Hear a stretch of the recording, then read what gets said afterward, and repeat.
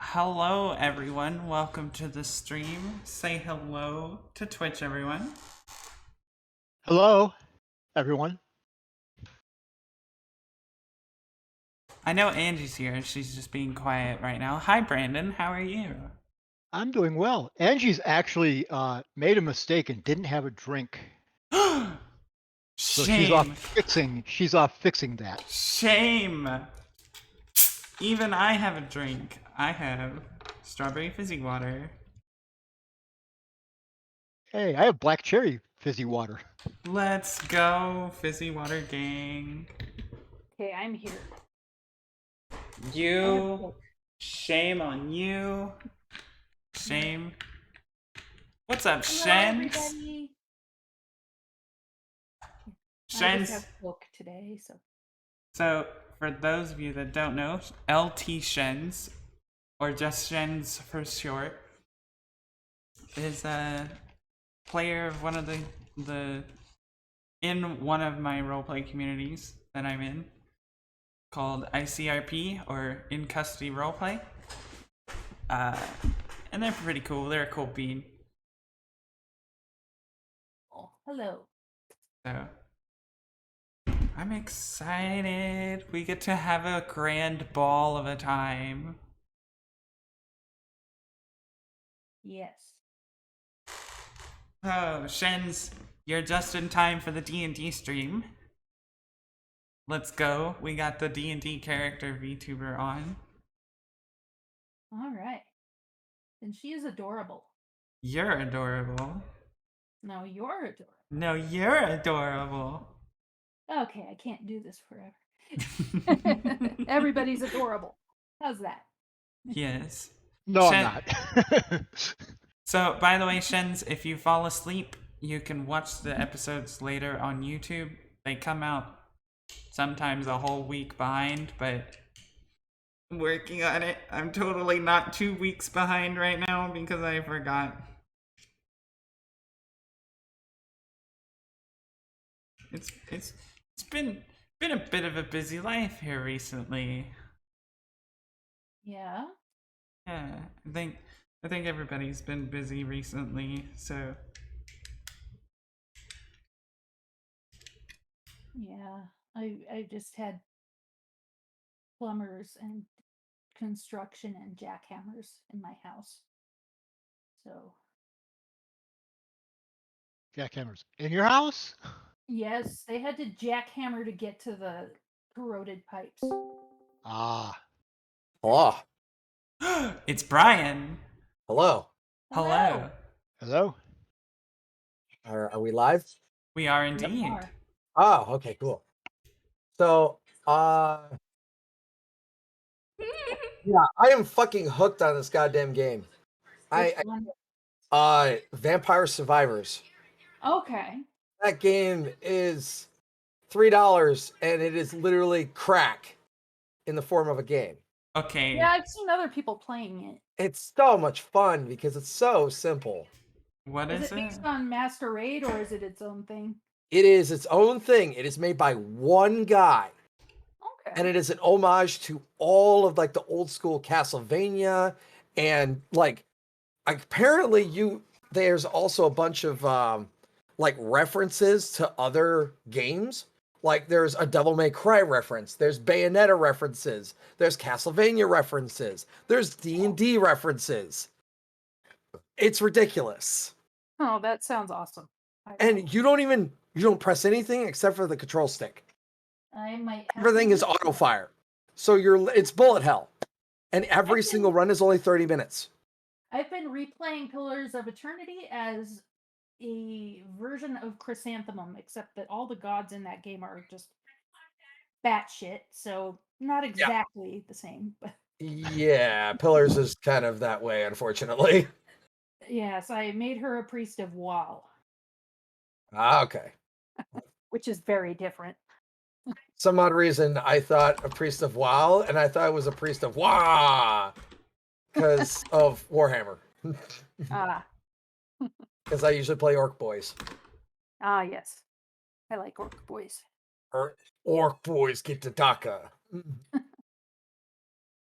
I must say on behalf of my wonderful boyfriend, half work gang. Half Work Gang. Yeah. Yes. So, Nice. but speaking of my lovely boyfriend, we recently celebrated our 1 year anniversary. Oh, y'all so cute. Congratulations. So, this is actually today my 20th anniversary, and this is what I want to do. Aww, Yes. that's adorable. Like, I'm not missing 2 weeks in a row. Oh my god. It's fine. My husband has raid night on Saturday. We will do something another day over the Yeah, weekend. that's what usually happens with me, with my wife. We're just like, fuck it, let's just do something on the weekend. Or do it on Yeah. Thursday when like we're free. But she wanted to spend time with my daughter and I wanted to sleep in. And I was like, Pog. Yeah. Pog. He Pog charming. suggested a big family get together, which sounds like my nightmare, so I said no to that one. I'd just rather go to dinner sometime. Our little brother is joining in from the B-dubs in Little Rock. Nice. Hello. I'm not sure what B-dubs is, but I think it's Buffalo Wild Wings. I was about to say I think it's a wings place. Yeah, Buffalo Wild Oh. Wings. I've eaten there and I would not have figured that out. Okay. Oh, okay.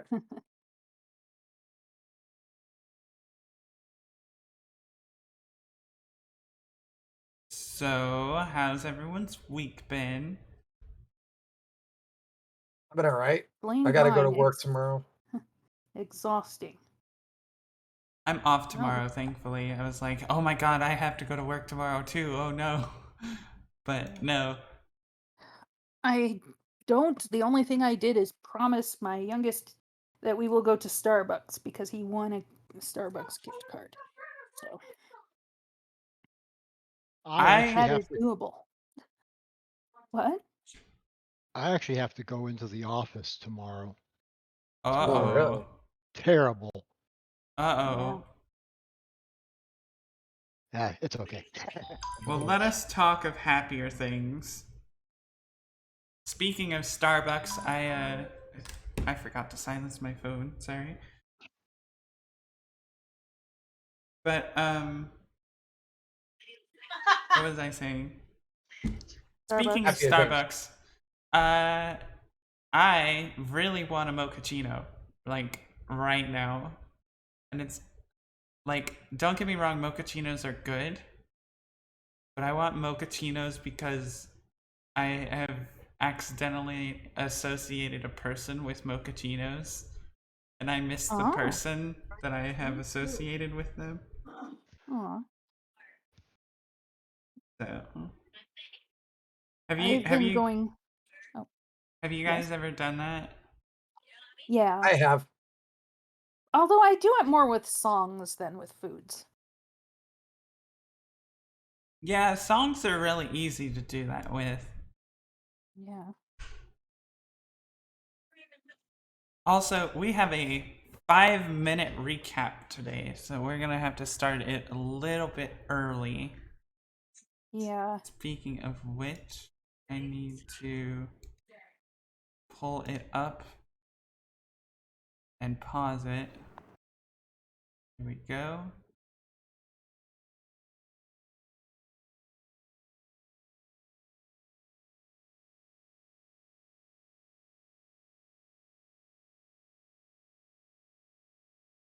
Bam, bam, bam. How is life? Life is good. Good. It's not as hard as it was last week right now. So. That's good. Yes indeed. Life is good. I'm excited for tonight's game. Me too. And when I get to where you all left off, I plan to kick some ass wherever it's needed. I mean, there's not really nothing we could do about it right now. because the motherfucker left.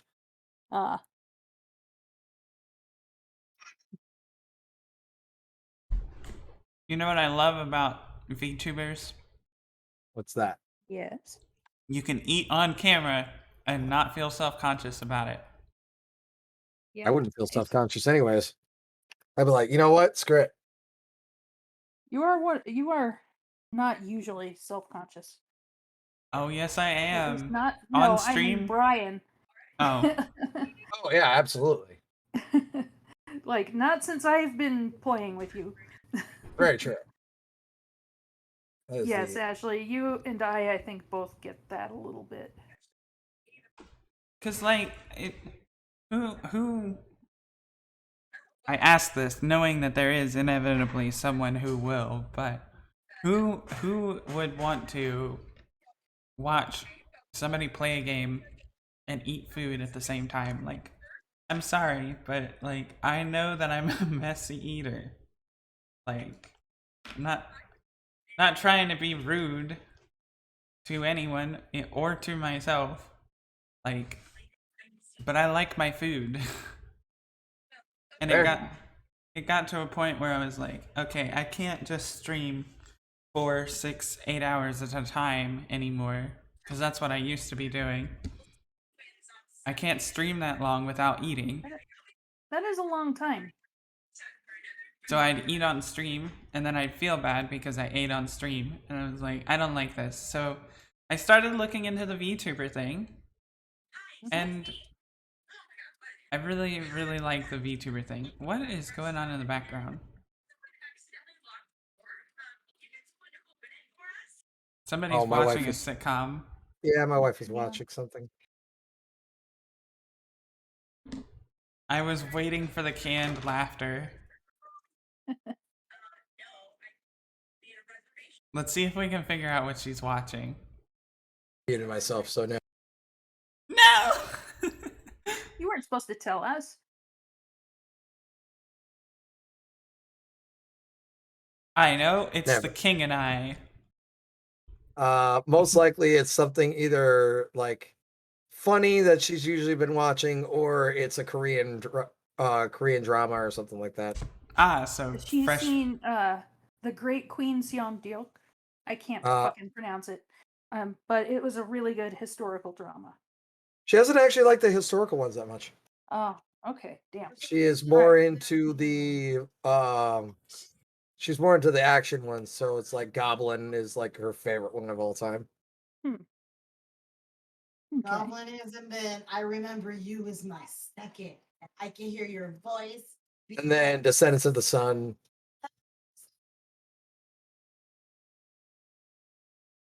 It was so good. I want to see fighting, so K2 and heal it. It'll be good. You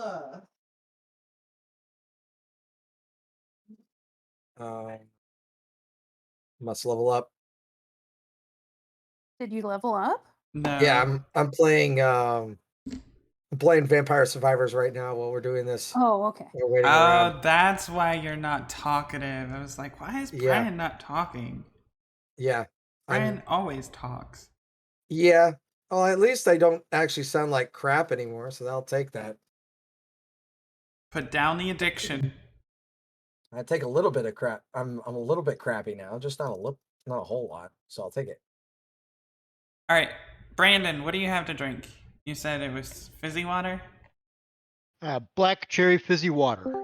Yes. Cherry. I have strawberry Brad. fizzy water. Brad, what do you have to drink? What I have to drink? I'm drinking some of my Bud Light sodas tonight. Ooh. Bud Light soda. What about you, So- Angie? Just Coke tonight. Nice. And I mean the beverage. Yeah, we're not all like Brian. Why? I What? don't eat or drink Coke. Yeah, you don't have to tell us how you do it, dude. Yeah, I know. I know. Oh my goodness. What are you All right. drinking? Well, I am gonna go ahead and grab myself either Dr. Pepper, or I'm gonna make myself something a little bit more fitting for tonight because I don't want to have arguments with people, especially in their own house, but there's a particular thing that I'm going to try and not talk with her grandfather about unless I need to. Great. Friends. Don't pick fights with my grandfather. No, I won't be picking fights with his grandfather. It would be Okay. one of those things where it's like, hey, there's a thing that's not exactly good that your granddaughter has. You may want to watch Hey! out for it. Yeah, you better Wow. not do that. Wow. Oh, she brought you into her home. Yeah. And To walk she's right work. up in there and rat her out. Oh, I mean, I may do that, I but it bring all you. depends on how the dude. night goes. I bring you into my house, invite you to stay in my beds, and you treat me with this disrespect? How Perfectly fine dare with sleeping you? on the ground outside. Thank you very much. You obviously don't know Karask. He's perfectly fine sleeping outside No. You said that Karas did not turn down the Do- hospitality. because he's Do not you going want to. to sleep outside on the streets of Luskin? I would hope not. He's done. He's slept in worse. I don't know if it gets much worse than that. The woods is a bit more worse. I disagree. I disagree. I strongly disagree. Oh, you obviously have not been to the Star Mountains. Thank you very much. Hello, Rosie. Rosie. Hi. Oh, how are you? My pain level has been absurdly high, so I'm getting by. I'm glad to play D&D and not focus on the pain. Oh, How are you? I'm okay. I'm excited to be here. I have Me someone too. that wants to say hi. Hi. Hi. Hello. Hi. How are you? Aw. She just walked over and she was like, "Can I say hi?" Yeah. Aww.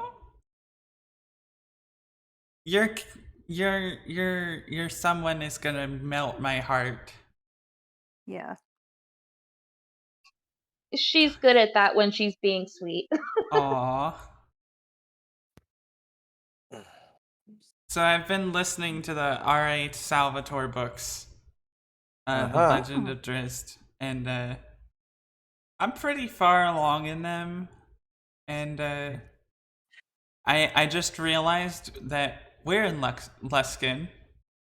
Yep. And where I'm currently reading is also taking place in Luskin, about a certain carnival. Okay. And What are you on? I'm on book 12. Oh, wow. Yeah, I have not read that many of them. Mostly Can't I remember if just I made read it the that Dark far. Elf trilogy.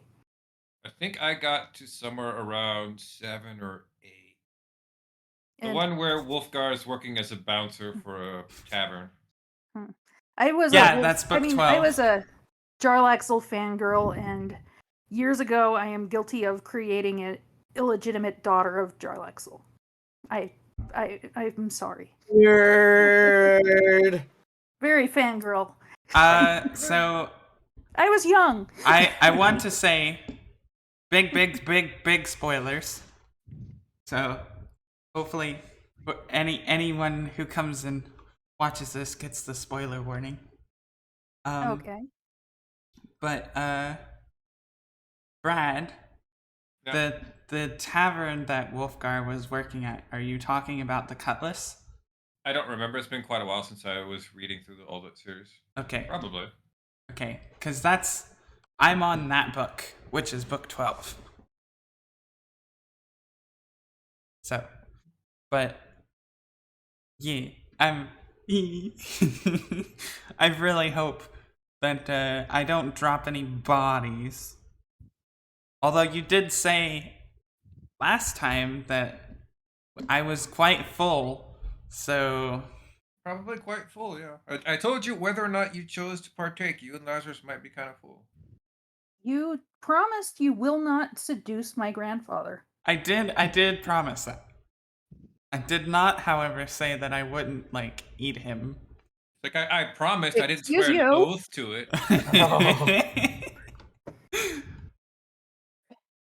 I think the last R.A. Salvatore book I read was one of the ones of Jarlaxle and crap. I can't remember the other guy's name. The guy who always gets into fights with Drist. Artemis and Trary. Artemis. Yeah. Artemis Centauri. Yeah. Yeah. Him and it's the one where they end up getting a hold of the Crinchinnabon. And at one point, the line that always sticks to me, I always thought was hilarious, is Jarlaxle has the crystal shard, and at one point he's looking over at him, and he's like, "You know what? I've got it now. I have got complete mastery of the shard." "Oh, you do you?" "Yes, yes, I have complete mastery of the shard. It does what I want it to. It does. That's right. Got everything going here. So you have control of the shard. I have control of the shard. So you can do whatever you want with it. Yes. So then there's no possible reason why you would need to erect a crystal tower right now, is there?" It got me again, didn't it? Yeah, it did.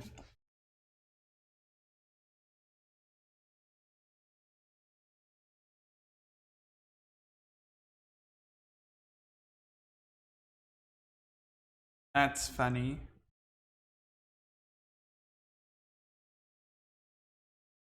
Who are we missing? We're missing Yeah. Jeff. Jeff is usually almost on time. Jeff. I will say that, like, I've still would always suggest that anyone who hasn't read them always read the Wheel of Time and read the Sword of Shannara series as well. I got stuck at book 10 in Wheel of Time and rage quit about 20 years ago. Yeah, I mean, Somewhere He's around a- the same for me, about 15 Yeah. years ago. yeah, If the It was a series great is, book to read in the academy when I had nothing to do. it's true. Yeah. if the Um, series is that old, I probably will not be reading it. It still holds up today. Like, Brandon Sanderson knows how to make a really, really good, like, world building story. That's the one thing the Brandon only Sanderson reason I does a really might good job. try to finish those is because I do like Brandon Sanderson. Yeah, Terry Brooks is also very, very good. Yeah. I like both of them. Brandon Sanderson does some of the best world building that I've ever seen. Like, R.A. Salvatore is cool, and he's really good at, like, making storylines that actually flow and everything, but I mean, you can only say Drizzt walked into a bar and killed everyone so many times. That's not okay. That's not. You're I'm right. That's You not can okay. only say it so many times, but god damn it, I'll read it and love it every time. Yes, absolutely. Absolutely. Not What to I'll say about mention- R.A. Salvatore's books is, out of all the ones I've read that are set in D&D universes, his the most feel like I can see the D&D world in this, but it makes it feel real. Yes, absolutely. That's One of the that's- hardest so- Forgotten Realms books I read was something from the perspective of a priest of Cyric. And oh my god, it got exhausting hearing about like the harlot Mistra, and just it was funny at first, but it got very old. So What was that one? I don't remember the name of that one. Yeah. I will say though that, like, when reading through the fucking Drizzt series, I'm sorry, Canterbury is like top tier. Some of the best character design ever. Yeah. Fucking love Canterbury. all right. Well, it is pretty close to time. We're all here. Hello, Jeff. Hey, hey. Yay, you made it. I made it. Barely, but I made it. Yeah. Do not let Karask rat me out. Oh, Not I'm my own sorry. Is thing. that wait, hold on. Is that you saying that or the ring?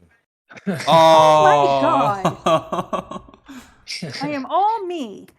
Sure, you Before are. we start, because I've just finished listening to the recording, I'm gonna call out my favorite line of last week, and that is, "I'll kill every fucking person in this roadhouse to save Nyla and Vana." Yeah, That was my yes. favorite line as that well. was great. I got a little too into character. Sorry, everybody. Well, I would have been No, it right was there with you. perfect. It was good. Like if Tira had been there, it probably would have been her saying it. Yep. And she wouldn't have said it. She would have just done it. Yeah. Tira's gonna be like, I'm gonna kill this commoner, and I'm gonna kill this commoner. Fuck that mage over there. I'm gonna kill this commoner. You don't actually kill that many commoners. Is Tira That's gonna be the mad joke. that But she you missed have to that? put the that many asterisk on that. Yeah, and it's not that Because many. I don't remember killing any. Oh, it's even worse. Now you don't even remember things. Dun dun dun. Yeah, we've got a vampire and a succubus, and you're worried about my kill count. Yes. This is Because starting. your kill counters may be influenced by something other than their own abilities to eat. This is starting to look like an evil party. It's been looking like that. This has for a been little going while. downhill since episode 2. Thank you very much. Oh, it's all my fault, is it? Okay. Yes. Okay. You're the enabler. You're allowing this all to happen. I can see it in my mind's eye. All right, All right. it's 8 o'clock. Let's go. Is everyone tuned in for the recap? Yeah. Mhm. All right. Hello, everyone. It's Thursday night, so you know what that means. It's game night. Fauna here, and I'm here to give you the recap of our previous adventure. While Tira spent some time with her grandfather, the party set out to find the barbarian tribes in the north, and hopefully with it, the shaman that Kurask was looking for. After a few days' journey, we found ourselves at the edge of a camp with multiple tribesfolk around us. Kurask spoke with them, understanding their customs. Their tribe chief, a Goliath named Dakathir, was impressed with Lazarus upon hearing that he ate a dragon. You know, the very dragon that I wanted to save. But you guys know all about that. Anyway, upon hearing this, we were invited into the camp. Lazarus, Arjul, and Delisimir entertained the tribe with the tale of the shadow dragon, while Kurask and myself went on to meet the shaman named Lafayette. Kurask really didn't want me to go into his tent. He was actually quite adamant that I stay outside. But I was invited in after poking my head in the tent, saying hi. So I accepted the invite, much to Kurask's dismay. Anyway, Lafayette told Kurask about the strange yellow spores he'd been searching for, noting that they only grow in a few places, but have lately been appearing everywhere. Kurask demanded to know where he could find it, and Lafayette told him to look in Deadstone Cleft. Upon our leaving, Lafayette had one last bit of advice for me. He said, "You can't run from family forever." Later that night, Kurask and Delisimir spoke about her fears regarding her new succubus instincts. With the help of Kurask's advice, she was able to resist them for another day, and hopefully being able to gain a degree of control. The next day, we went towards the nearest town and stopped at a roadhouse. Upon hearing that a rack of lamb was on the menu, I took my bowl of veggie stew and sat at a table by myself. I really didn't want to watch my friends eat that poor lamb that had to give its life. But thankfully, Lazarus gallantly offered to join me.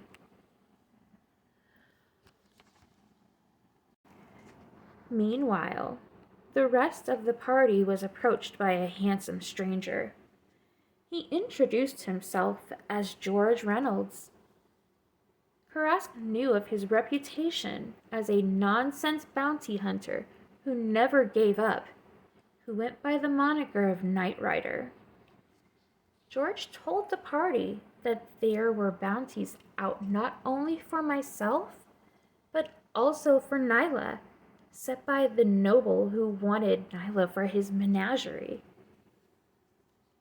While the party discussed the matter, Lazarus came to join them, which was when he heard that George had an offer. What was this offer, though? His offer was to take either Nyla or myself, leaving the other with the party. Lazarus refused, attacking George, and the fight began. Surprisingly, George was more than a match for the party, seeing as he was allied with a pair of wizards. The group quickly found themselves fighting for their lives. The battle was hard fought, and fortunately, they were able to force him to retreat. Though it certainly didn't feel like a victory. Distraught with the knowledge that I had put my friends in danger, I tried to take Nyla and run.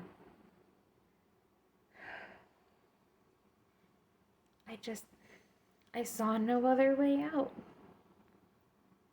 And that is where we will pick up a bit later. First, join us as we take a little flashback and see how things went with Tira and her grandfather. Let us begin. Let us begin indeed.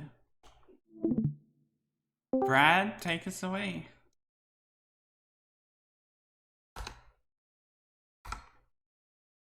Brad is muted and needs to take a drink. Dang. Drink. Imagine. I only have to drink if I'm trying to talk while I'm muted, not when I'm setting the recording app to start. Oh, I see how it is. All right. We ready to play some D&D? Yes. Yes, do let's it. go. Let's throw shit in the wind. Alright. We're going to flash back to several days ago, just after you arrived in Luskin, and coming down to the manor where Tira's grandfather lives. My notes. And Tira's grandfather's name was, I want to say Zim? Zin. Not Zim Zin. like the stupid alien. No. Zin. Stupid. Z-Y-N. Zin. Right. I love Invader Zim, but he's stupid. He Aww. is. Okay. So, you guys are back over here for that. You've been led up to a series of rooms by Tira's, apparently shocking to some of you. Tira has a butler by the name of Ambrose, a changeling. So he's led you guys up to the second floors, over to one of the wings, all set for guest rooms. Tira, I think your room is probably in a different wing than the guest rooms. Okay. So he's probably you know where to go, so he doesn't need to take you to your room, but he takes your friends down to the guest wing and shows each of you to a room. All right. And I'm supposed to dress appropriately for dinner. So You're supposed to dress appropriately for dinner, yes. yeah, I will find a dress in my closet, going for that drow matriarch look. Got it? Long and flowy and mostly black, but it's a little bit revealing, and I can still move around and fight in it if I need to. I'm just gonna try to figure out how to attach a belt and my axe. He probably doesn't like me bringing that to dinner. I'll No, just bring a probably little not. axe. Just a You small have, one. yeah, you have for quite some time, almost every time your grandfather has forced you into some kind of dress. Cut the leg slit incredibly high to make sure you have the absolute most mobility in your legs. Mm-hmm. Yeah. I'll just bring a small axe. Just one of my Small hand axe. axes. Yeah, that's Just a little hand axe in your little clutch, that you have just for carrying a hand axe in. yes. For the rest of you, for the gentlemen, you guys load over to your rooms. You open up the closet in there to go see. See, there's a huge array of different suits to be worn of various cuts and shapes. As Ambrose is leading you guys over to yours, he goes, also be well aware, gentlemen, that if you need any tailoring done to any of the suits to have them properly fit you, please do not hesitate to ask. One of the wizards aiding in attendance of the staff will be more than happy to do some minor prestidigitation to get them at the correct size. I think you're gonna need major prestidigitation for me. No offense. Yes, of course, Master Karask, I shall call 2 wizards to aid you. That was a joke, but I'll take it. He has like no expression of humor on his face at all. Yeah, he was trying to get at least something of a rise, but he's like, nah, never mind. I'm not even gonna try. See, turns back over to you, Ard. Oh, Master Ardwell, your room is, of course, as it always has been, next to Miss Tira's.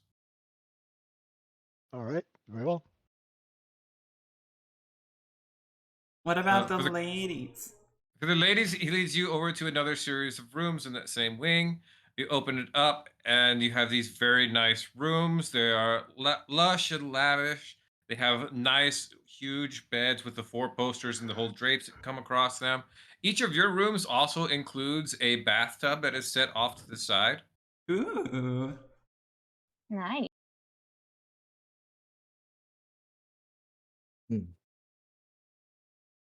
Fauna's gonna turn to the butler and be like, would it be too much to ask if I could have my owlbear in my room?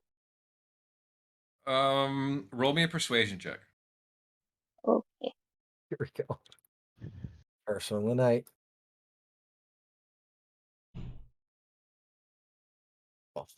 Well, he goes, I am deeply sorry, madame, but it is not permissible for you to have such a large animal within the manor. Rest assured, Okay. she will be well taken care of in our stables. The staff are second to none when it comes to the handling of animals. If there is any particular instructions you would like for them to take care, please write them on a piece of paper over on the desk over there, and just mark it at stables to the top. The enchantments on the parchment will take it directly there, and I assure you they will be followed to the letter. Okay, she's gonna write a lengthy one for them. You know, an incredibly lengthy list of things they're supposed to do to take care of Nyla. When you're finished with it, you write at the top of it stables.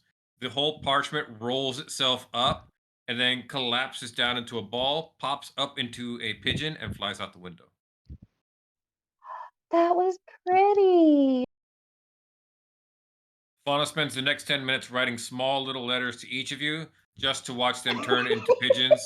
She's can definitely imagine. doing that. I can imagine that. Delisimir is gonna check the closets. You check the closet for the women's closet. It opens up, and you see there is a female mannequin standing there. That as you like open it up, the lights there, some kind of light cantrip comes on inside of it and like illuminates it. And it illuminates the mannequin, and the mannequin moves its head to look at you. Yes, mistress. What should we wear today? Delisimir screams. Like, do we each have like a room of our own, or Yes. like those? Okay. Oh, I thought Delisimir and Fauna would be sharing. Yeah, I did too. That's why I had to ask. Can we share? If you want, you don't have to go into that room by yourself. He would lead you to a pair of rooms right next to each other. Okay, let's say that we're in the same room then, Fauna. Okay, so you're exploring the room together. Yes. We're basically Cool. like the 2 girls that don't go to the restroom alone. We always take Yeah. a friend. You say that like it's a bad thing. Oh no. I'm saying it is a good thing. I'm describing it. So Delisimir screams at the moving mannequin. See, Fauna's it puts both of its hands towards its quote unquote mouth. Its head is completely featureless, of course. It goes, oh dear, I'm terribly sorry if I upset you, madam. Not upset, just startled.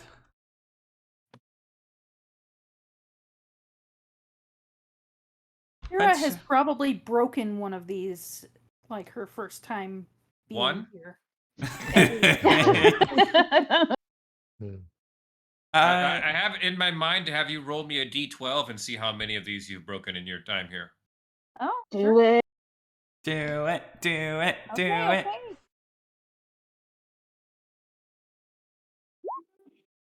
Four. There has broken no less than 4 mannequins during the time she has stayed in her grandfather's manor.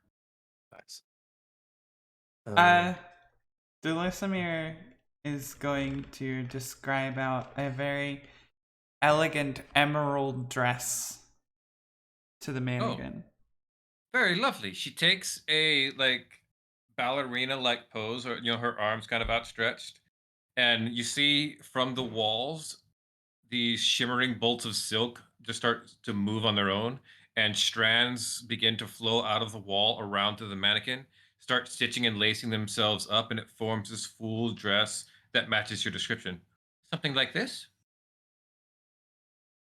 Yes, with a gemstone right there, and she points right at the center where like the The center, the plunging neckline? yes.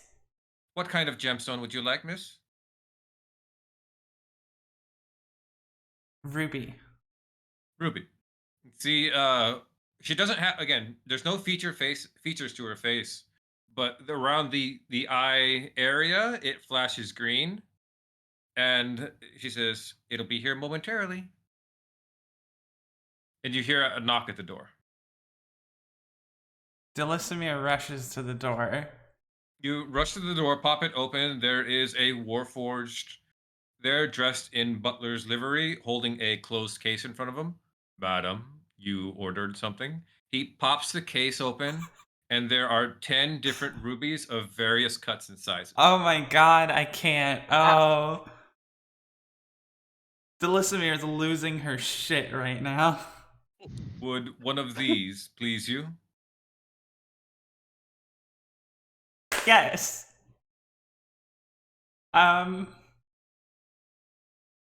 She picks one. You pick one. He walks into the room, sets the case down, takes that gemstone, walks over to the mannequin, sets it at the place in the neckline. A few more bolts of fabric and string shoot out, wrap, and sew it into place. Nice. Goes back over, closes the case, snaps it shut, gives you a perfect bow, and heads out. Did he take the case? He took the case, yeah. Okay. Delisimir looks over at Fauna and says, "Did you see that?" Yeah, those were really pretty. Do you want to help me put it on? Sure, I don't mind. And she'll Delisimir, go over to help her. yeah, Delisimir puts on the dress. Okay. The- Mannequin turns over to you, Fada. How shall we be dressing tonight, my lady? She's kind of antsy. She takes like a moment and turns to Delisimir and goes, "Do you really think it's necessary that we have to wear dresses? It kind of reminds me of like this thing that my family always did, and I don't want to dress up." Look, it's just one night or a few nights. I don't know how long we'll be here, but Fauna, it'll be okay. Your owlbear is safe. We're all safe here. I know we're safe, but like, okay. I'll dress up. Just remember, it's just this one night. It's not a whole event that my family does. Okay, I can do this. She'll You turn got to the this. mannequin. Okay.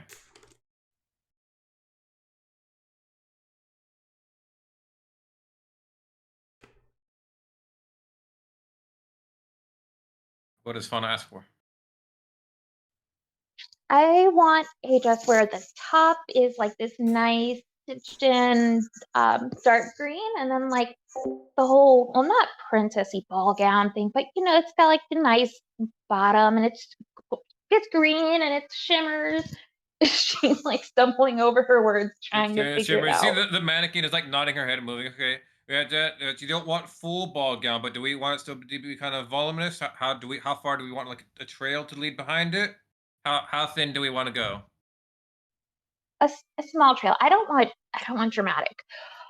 Don't want Um, dramatic, okay, but we're thinking something kind of light and airy at the top, maybe strapless. yeah. Oh, maybe like a. Oh yeah, strapless, and like a very subtle little V at the top. Uh, Sets of silk began shooting off of the walls in threads that began lining and wrapping around the mannequin, forming a dress. See, the mannequin is still looking and holding its hands. Ooh, I think this would go lovely with a set of full length gloves, like ball gloves. Oh, that sounds amazing. And Okay, since let's I'm get not some of taking those. care of the animals, at least they're not going to get dirty. Yes, of course. It holds her arms out, and the threads start shooting around, wrapping up, forming these full, almost to the bicep length gloves on her, like that. What are we thinking for jewelry? We have to accessorize with this. Are we thinking earrings? Yes, earrings. And then, like, Earrings. can we get a belt on the dress that's got like a nice uh diamond or something? You see her eyes flash, and a few moments here, knock at the door. She'll go over to the door. You open the door. There are two Warforges type, each holding a case. Hi, what you got? Hello, madam. We have your order. One opens up the case. It is full of various emerald gem set earrings of various shape and size. The other one opens his up. It is a series of belts that are laying straight across and with different sets of diamonds in for the belt buckle line. Ooh, I'm gonna take a very subtle earring. I don't want anything too big. Could we get like maybe a necklace too? Maybe not a choker, almost a choker. Right away. Yeah, she'll take like a small pair of dainty emerald earrings along with a belt that has like a really detailed diamond thing to it. Very nice. A detailed diamond in it. A few moments later, they come back with another case. This one opens up, has a very kind of loose necklace that is adorned with emeralds that would trail kind of down the lower part of your neck, down your chest. Oh my god, it's beautiful. Yes, yes, yes.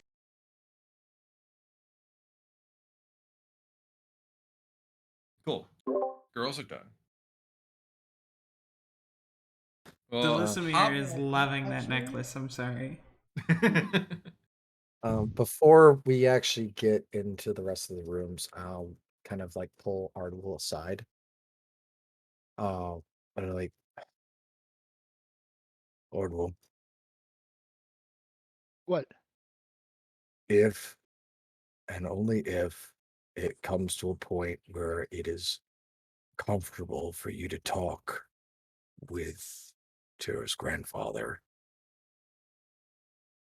and you think it would be a good idea to let him know, would you be the one to go ahead and tell him about the ring and anything we could do to either mitigate or even nullify that thing? It's not Well, my place to talk to him. It just isn't. You know him better than I do, and uh, I'm not particularly good with these kinds of things. I will I will If make him aware of the situation and ask for advice. I appreciate that. I don't want. As he kind of puts his fingers on the bridge of his nose, and it is very much not like sighing because things are going badly. It's sighing because he is worried that he doesn't want anything worse to happen or for anything further along to happen because of it. And he'll get done and just go, I don't want it to come to the point where if there is something in that that is causing her to do things that she's not supposed to, and then later on, if we don't do something, it may take over her. And I don't want that. And I especially know you don't. Indeed. So I want Tira to stay Tira. but I can't do it. And I know you can't do it alone. We need to be cautious with this because we've seen the kind of power that thing has. Indeed, indeed. I think her grandfather might be able to help us. So yes, I will talk to him. Only if it's safe. You know when it's safe and it's not. I trust you. And that's coming As from me you for a finish lot. saying that, Karask, you feel a hand on your shoulder. Hmm. You turn around, and there are two bugbear of equal size to you, dressed in like shorts with suspenders and then the sleeveless kind of undershirt on, brandishing over their shoulders as if they were battle axes these enormous brushes. Master Ambrose said you were supposed to get a bath. Wow. I can bathe myself, but I appreciate the hospitality. Thank you. One of them smacks the brush in his hand. We're gonna make sure.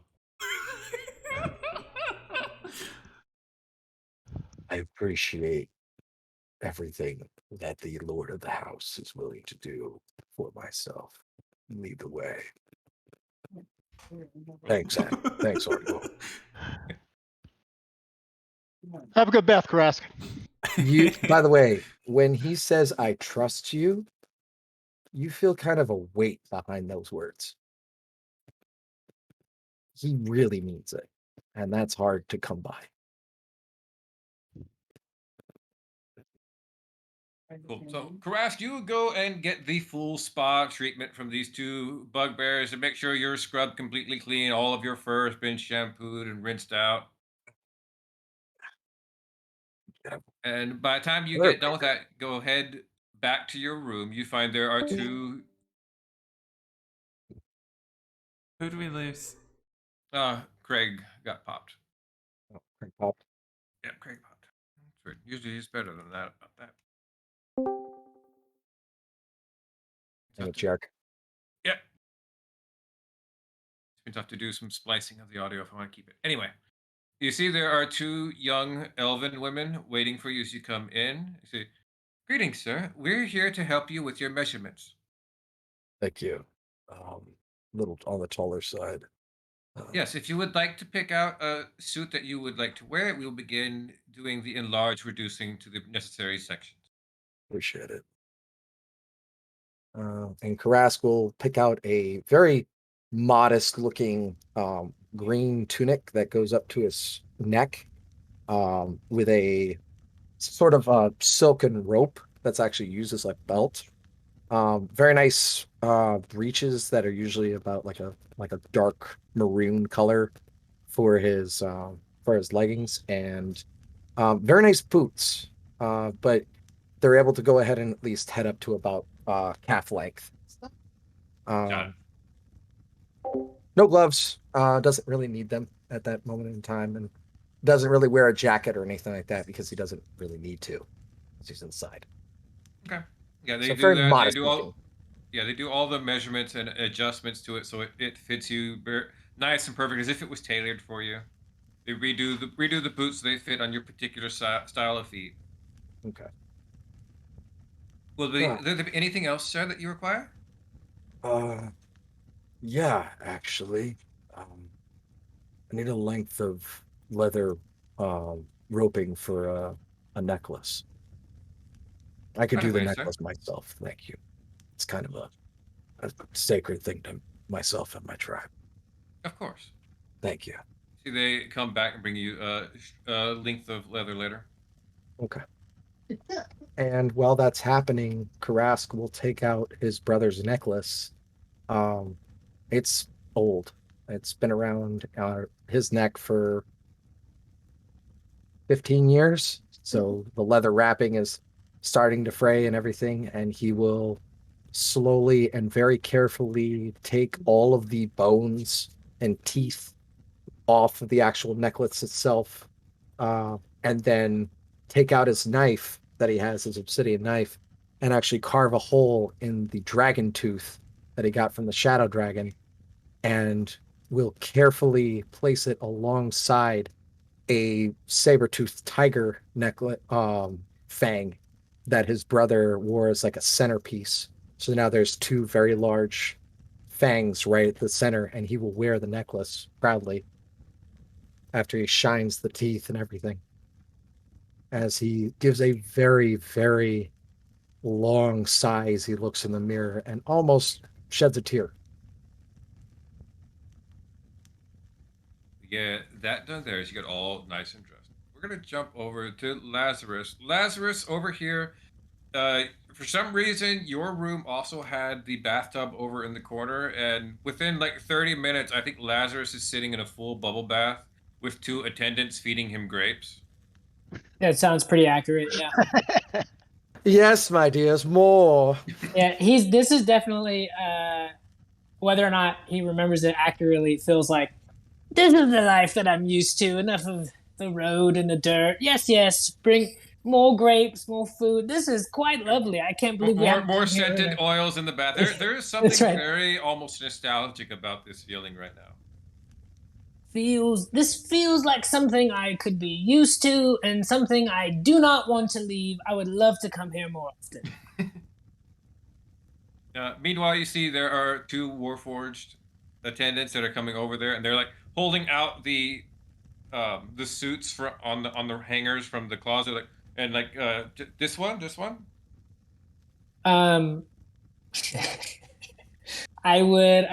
Lazarus would stand up and get out of the tub, still naked, in front of everybody, and just sort of look at them and go, is there a way we can take the flashiest parts of each one of these suits and just put them together? I really want to dazzle everyone, especially Tira's grandfather. He seems to be a man of good taste. I really want to set the tone for dinner. You see, they start pulling other things out, and very quickly you have assembled the flashiest pieces of every set you can find in here. One of the attendants casts prestidigitation across it, matching color to all the pieces. This high quality, really, you all should maybe go into business. This is something I would pay for, bespoke, if you will. I'm going to give each one of them a gold for their efforts. How many are in the room? Doesn't matter. They all get a gold because that's how I live. I'm gonna say you've got more than the rest of them combined. I'm gonna say there are 8 attendants in your room. That's totally fair. They all get one for their efforts for putting up with Lazarus, for sure. Really, quite great. This is for you. Don't go spending it all in one place. I appreciate it. Do you all know what's for dinner by chance? Anything that once lived and had thoughts and feelings? We do have a vegetarian option on the menu tonight, I believe. Other than that, it is all something that has at one time lived, my lord. Excellent. Yes, I'm sure the vegetarian option will make our dear Fauna happy. I appreciate you all. Feel free to hang out. I'd love to hear more about your stories. Tell me more about yourself. Ardor spends the rest of the time getting dressed, convincing the servants to tell them their life stories. You learn that the Warforged don't have a particular lot to tell.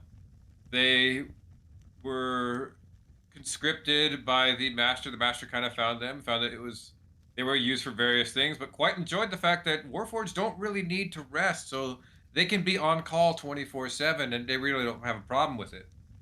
So he was very intrigued and scouted out and hired a number of Warforged to serve in his staff.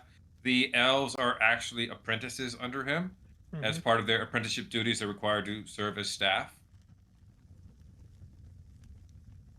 Roll me a persuasion check. We're gonna call it an 18. Okay. Not for what you think it is. 10. Despite your best attempts, you can't get any of the staff to give you any good stories about Tira when she was younger. I will tell them, you are very good at your job. Clearly, you know who's paying the bills. You don't want anyone to get in trouble. I appreciate it. Maybe her grandfather will fill us in. I do appreciate you all being here. You all practice magic with him. Is that correct? Do you train here, or is it a different location that you all practice your magic? No, we train here. There is a particular set of the wing that is set aside for spell crafting and research, and there we take lessons. And there is the basement is completely spell warded, so we are able to practice a wide variety of spells without having to worry about certain things. Speaking of study, do you all have a library? I would love to read a bit. I've been trying to learn around various topics, various things that we've encountered while out traveling. Do you have an extensive library? I assume you would. You all seem to be highly educated. You see, one of them kind of smirks at you, goes, "You want to know if the Manor of a Wizard has a library?" That was the question I asked. As soon as it left my mouth, I realized what a dumb question, but I committed to it. I want to hear that answer. There is an extensive library. You will have to ask the Lord of the House for permission to Seems peruse some fair. of its tomes, and then there are other tomes that are in there that are warded against being used if you do not have permission. I would highly recommend not attempting to take a book. I appreciate the insight. I will be sure to ask him at his earliest convenience. Thank you all so much. If you would like to hang out, please feel free to stay, or if you need to go about your duties, please feel See, free. one of them looks like Sir Lazarus. We have been speaking to you at length for several hours now. Dinner is almost ready. I just love hearing from all of you. I lose track of time. But let's go. And you can travel with me. We can travel as a group if you'd like.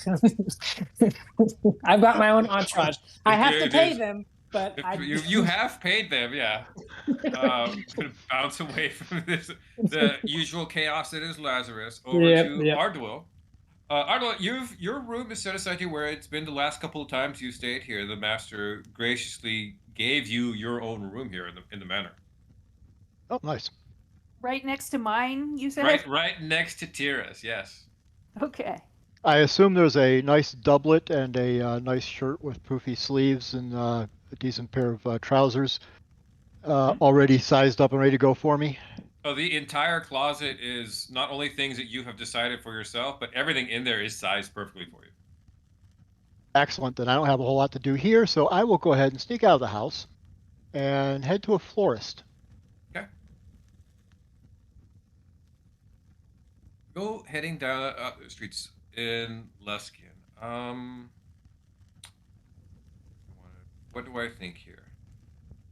Are you trying to be inconspicuous going about Luskin? I'm not entirely certain. You just put on brand new, fresh clothes. So. Oh, no, I didn't put on fresh new clothes yet. I'm still in my you didn't traveling put those clothes. on. Okay. How inconspicuous are we trying to be here? I'm just trying to get out of the house without anybody necessarily noticing. Yeah, but once you get out into Luskin, I'm just trying to blend in with the crowd. I'm just trying to get some very basic stuff done here. Like go to the florist. okay. Give me a stealth check.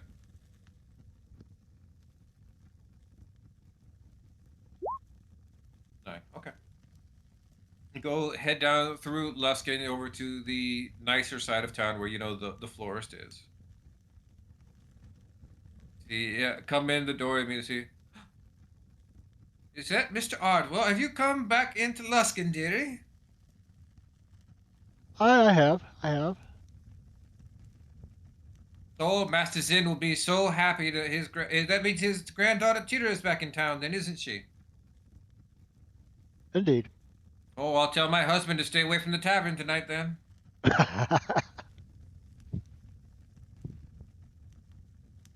Sorry. Well, what can I do for you? Well, I would like to get a corsage for a young lady, preferably of flowers from the high forest. See, her eyes kind of go wide. Goes, it happened just like the master said it would. Yes, of course. Right away. Anyway, she pulls out a couple of flower options. Goes, which one of these would you like? I just try to figure out what I think Fauna might like. Fauna, yes. Well, whatever that likes. 20%. You hear her mutter to herself. That's a strange nickname for Miss Tira.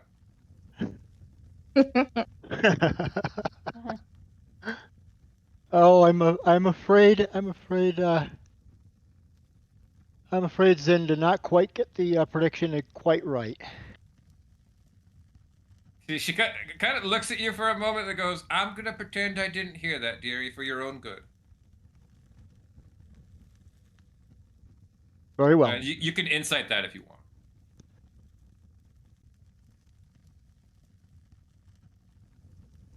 $19. At the end of this interaction, I'm going to tell you what that means because it'll make more sense at the end of it. All right. Goes, okay, how about this one? Very bright, beautiful flower, freshest one I have. Perfect. She takes up this lovely silver flower that it just kind of like curls. It seems to almost reach for any source of light nearby. She sets that up into a beautiful corsage, puts a little covering over it. Here you are. Thank you very much, milady. How much? Oh, your money's no good here. Oh. Very well then. No, the Lord paid off in advance any flowers you were to buy for a young lady was to go on his tab. Yark's gone. Yep. Temperamental tonight. See if Greg's better. Yeah. You're being temperamental too, aren't you? So on your 19 insight, Ardwell, that's why she meant when she said, "I'm gonna pretend you didn't tell me you were buying this for Yep, I got it. Tira." I got it. Yep.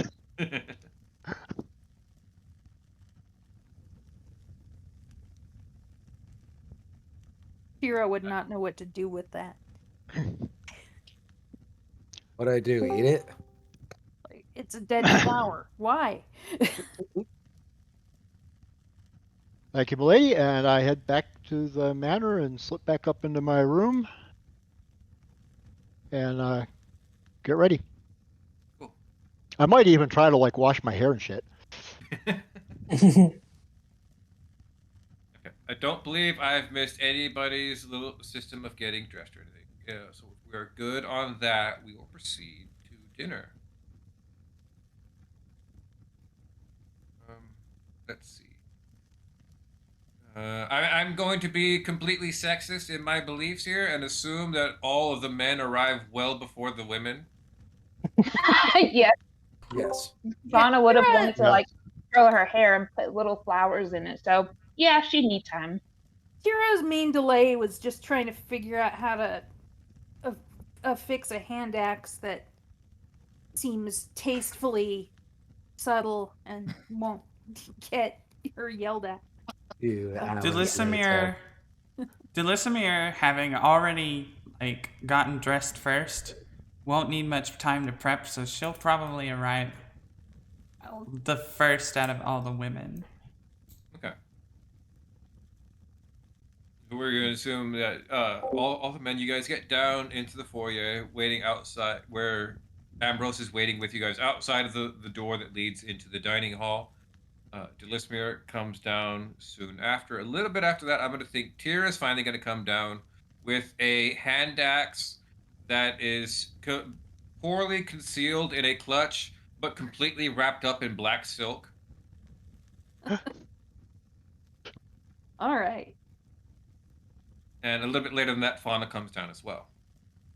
Yeah, I was gonna say she probably comes out last and she's like trying to go for like a big entrance, feeling all pretty. Fauna, roll me a performance check. Can you roll an insight too, please? Damn. Yes. Fauna crushes the big the big entrance.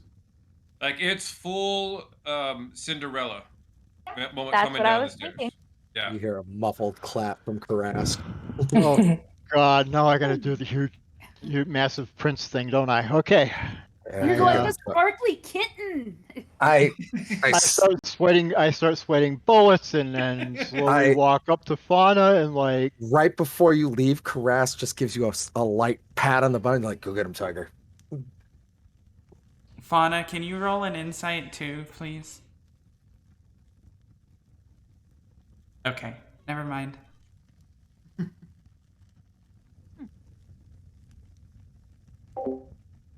Fauna, you look truly beautiful.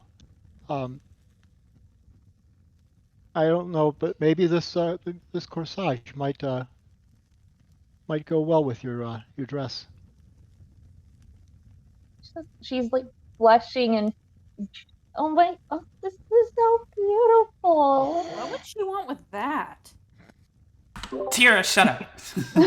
Fauna like looks over at her and she's shooting daggers at her like shut up. She looks Oh. genuinely confused. Delisimir is just like holding a hand over Tira's mouth now. By the way, I would have guidanced you. By the way, there, Ardwell. Okay. With that butt pat. Fauna holds out Arnold her puts the hand to him. corsage over your wrist. You see it is this thing with this beautiful silver flower that still seems to be alive in some ways. It kind of moves just so gently every now and then, and is the beautiful silver tones of it completely match in and complement the green of your dress.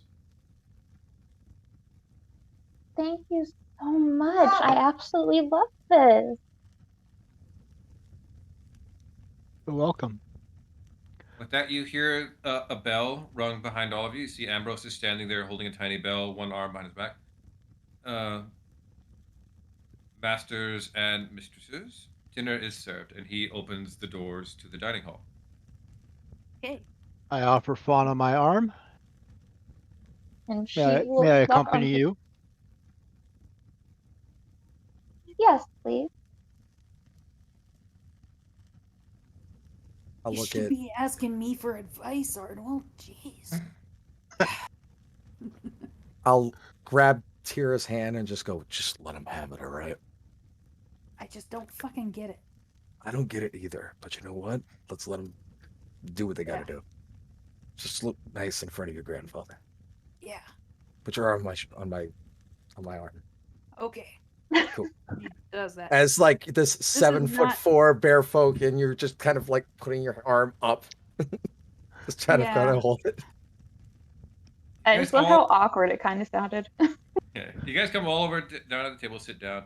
Assuming that Tira is going to sit next to the head of the table where her grandfather will sit. Who Yeah, probably. wants to take this other seat next to him at the head? Me, I would have been sitting there waiting for everybody. I would have been already at the table waiting for Oh my everybody. god! Like, I can't wait for a fancy dinner. Where the I can fuck imagine is it was. everybody? I can imagine it was Delisimir and Lazarus right behind Ardwell and Fauna. And then we would've- Actually, Delisimir is going to be the last one into the dining hall. Okay, so I can see that then. Okay, so yeah, they just kind of get in, but somehow Lazarus gets to the front part of the table So faster somehow than everyone else. Lazarus like power walks his way and gets to the other table, the other seat next to the head. Excuse me, pardon me, coming through.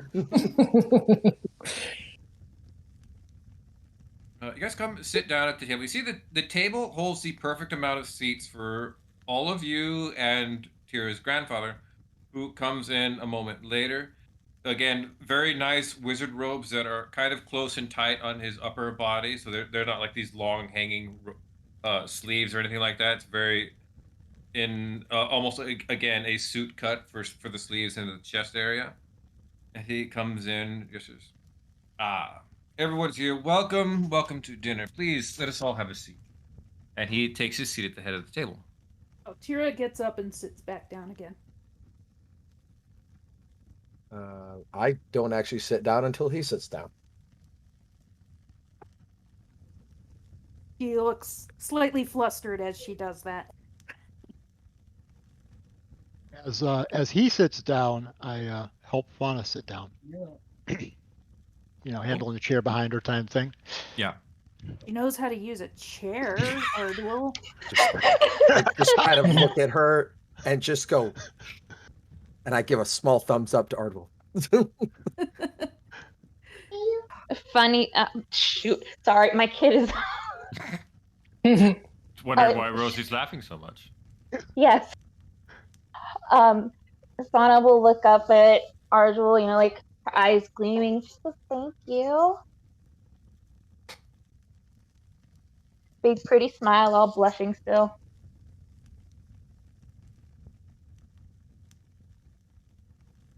And that probably turns Ardwell's face a bit red as well.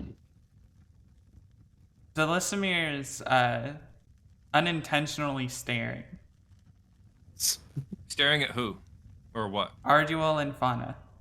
Okay. Sin sits down and as you all come to be seated, claps his hands one time. The doors behind you guys open up and several of the servants come in, each with a single small tray, and they set it down in front of you, and it's a small little soup. Appetizers for the first course. I assume I've learned whatever etiquette I'm supposed to have with this. You have learned. How good are you at it was the question. Make me a charisma check. Here we go.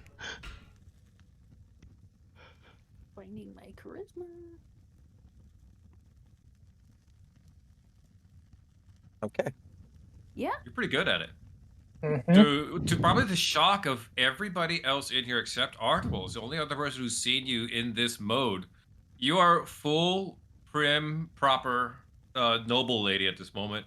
Like taking the correct soup spoon to take, and daintily taking your sips of the soup. Yeah. Rask is out of his element right now.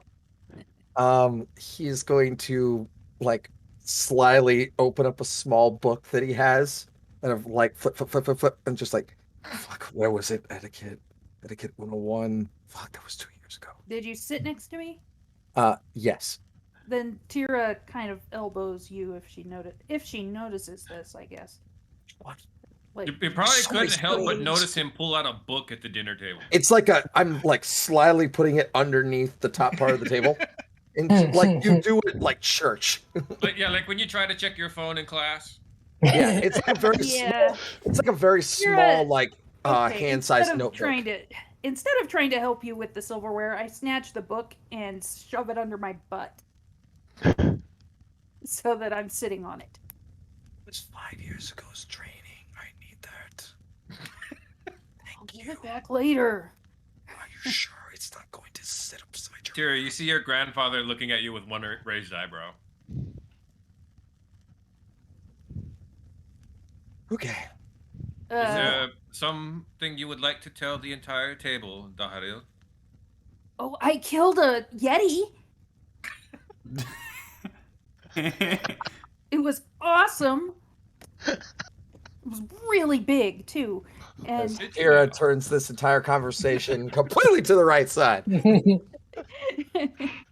She grabbed that wheel hard. And how did you strike the killing blow, Daharil?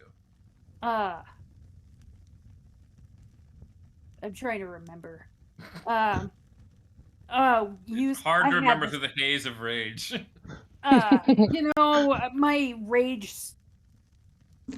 My rage does magic now. So when I get angry, magic happens. So it's a little bit hazy, but I was using my big axe. I have a really cool magic axe, and I hit it a lot. Yeah. She kind of deflates. But I see. Did you bring any of the pieces of the Yeti with you? Yeah, we got horns. Horns. Very interesting. We shall have a look at them later, yes? Yeah. Very good. Ardwell, tell me, how goes your magical studies? Fairly well, my lord. Fairly well. Yeah, I've been learning quite a bit of magic. I think I'm starting to get this divination thing under control. See, it looks at you as truly. He looks at the door behind you. How many servants are about to come through the door?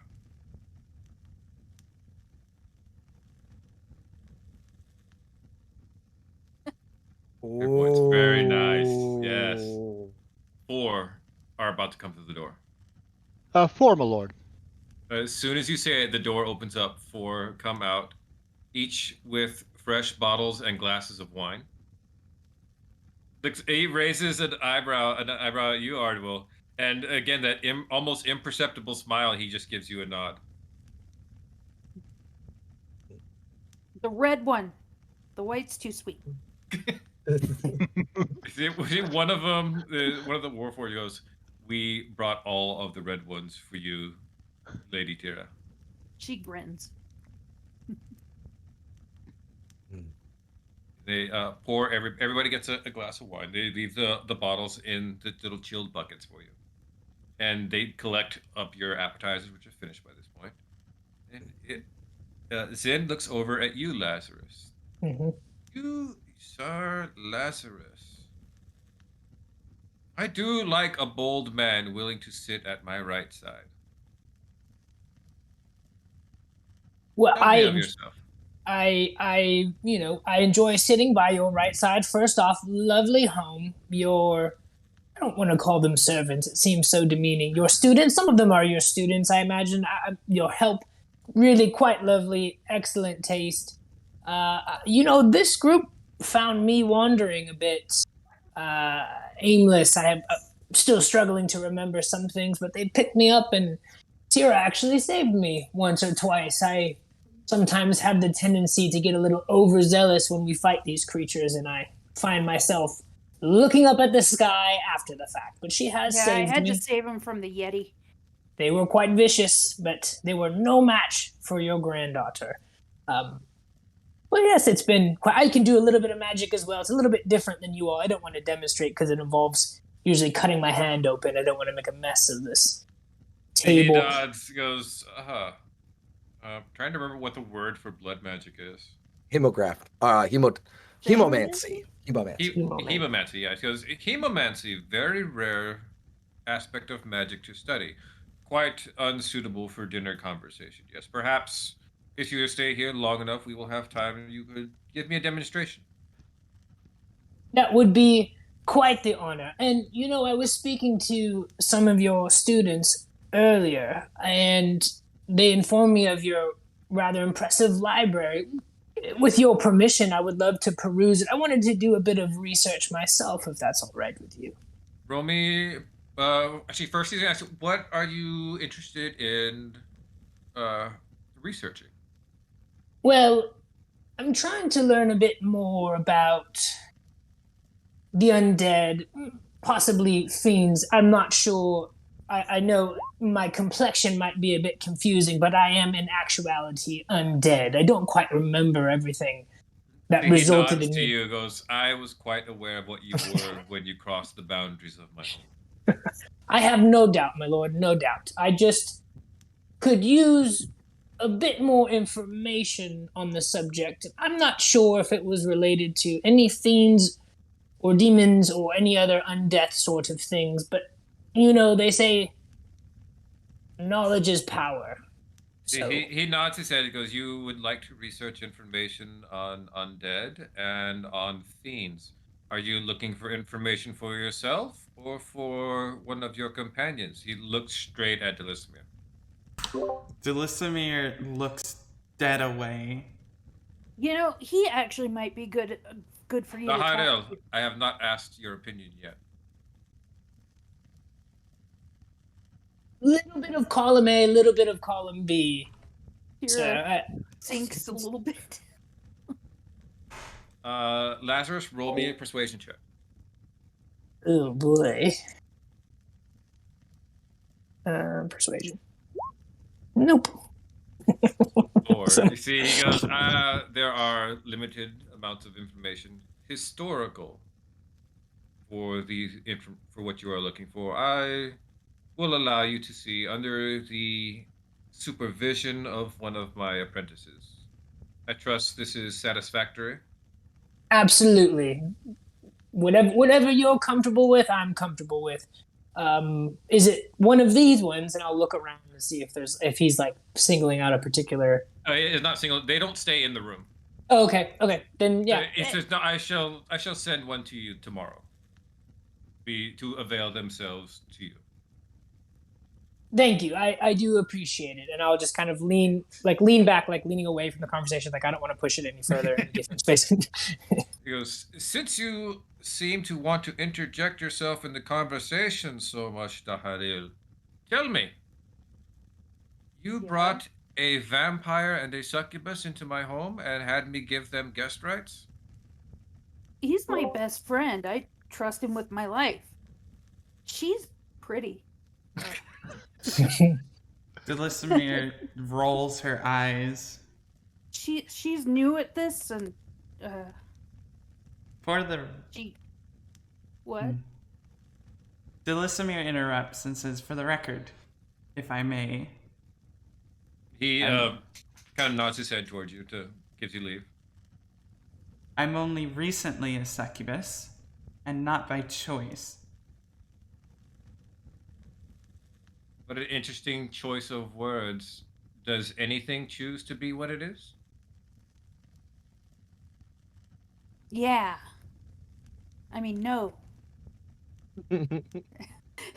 She focuses on her wine. You focus on your wine. About this time, the servants come in and they lay down the main course. In front of Fauna, you get a full vegetarian plate. Asparagus and vegetables and other kind of things all set up in this nice little tray. The rest of you get a series of meat. I don't know. I'm trying to think back to last time I was watching MasterChef. What looked really good? We could give them. Let's give everybody a beef Wellington. Ooh. You could expect Brad to Ooh. also have a lot of mushroomy things. There's a lot of mushroom garnishes on everything. Yeah. Karask will take notice of that right off the bat.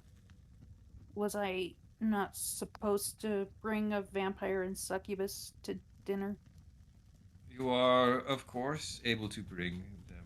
However, I am concerned for the safety and well-being of everyone who is under my care, as you know, daughter.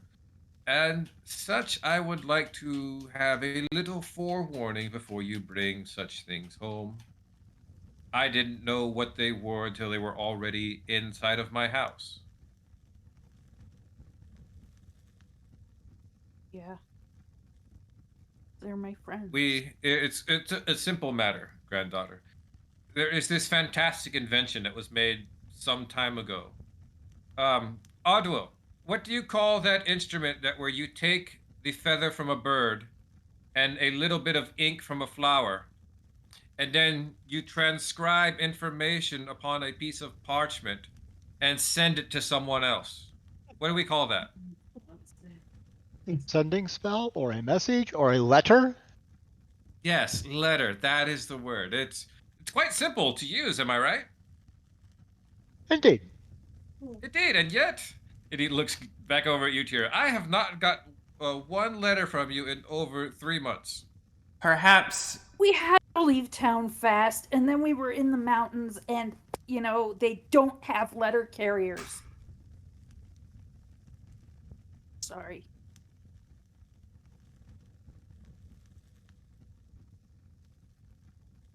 Well, that explains why you have not been keeping up with your. And he kind of looks at everybody else around here. Extracurriculars. And you know he's talking about the Brigadier reports. She glares at Ardwell. We were gonna, but we had to run out of town fast. There were giants attacking the town. There are always excuses, but seemingly never results. I think that Dulisimir had something to say. Delismere looks steamed. Just throw you right in front of the bus. Delismere looks steamed but doesn't say anything. Knowing full well she can't get Tira out of this. And she can't say anything nice either, so.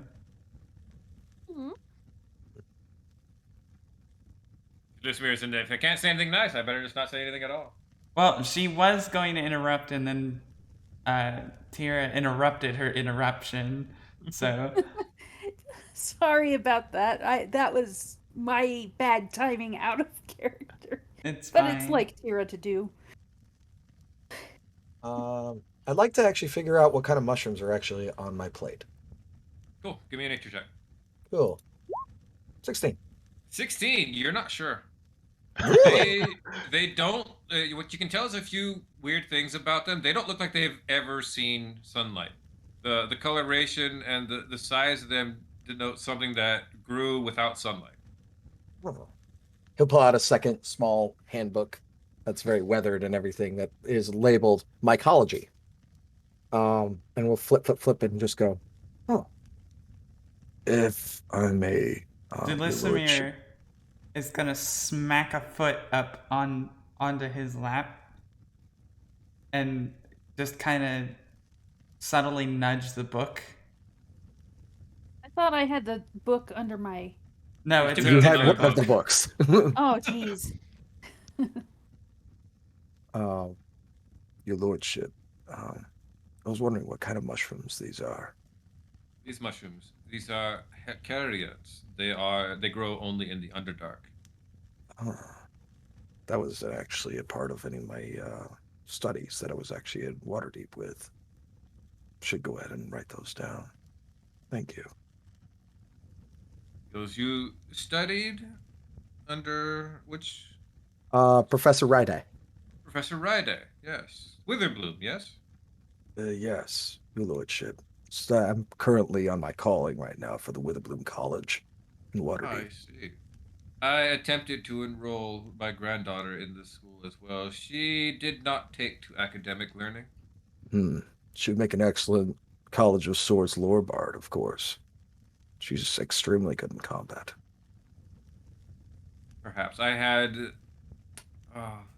such images in my head. She would have made a terrifying spell sword if I could have convinced her to sit down and read a book once in a while. But alas, not to be. Yeah, she does not like the library. Oh, No. In fact, if any of you are in the library at some point in time, take note of the divot in the wall. She left it with an axe. speaking of the library, sir, do I have your permission to go ahead and actually study it a bit more about mycology and more studies about fungus and everything that I'd be able to go ahead and bring more information back to the college? Roll me a persuasion. Broaden their perspectives on certain things. We actually didn't think of anything on the Underdark or anything in the Underdeep. So, persuasion. Oh, nice. And see, Yeah. he looks at you, gives a nod, and just kind of makes this interesting little gesture with his fingers, and goes, "Yes, you may peruse the library to your heart's content." Thank you. Arduel is the only one at the table that, if he's even paying attention to Krask and not just, making googly eyes at Fauna the entire time, would know that he has just unwarded you for the library. Oh, You get free reign. nice. He will lightly bow to that and go, any information I can bring back to Waterdeep in order for me to complete my calling, I will take. If you would be so kind as to make sure you let me peruse the notes you make that you are taking with you. Of course, and if you wish for me to annotate you in any of the findings that you have made, I would be more than willing to do so in any studies or even papers that would be written about you. Fantastic. Hey, Fauna, I bet that flour would taste good in your salad. What? No. Delismere is not sitting next to you. Never mind. You're Tira was bored and trying to change the subject and just. I think kicked to it back. listen, if I'm figuring out the order in my head, it's probably Tira, then Karask, then Delismere, and on the opposite side, Lazarus, Arduel, Fauna.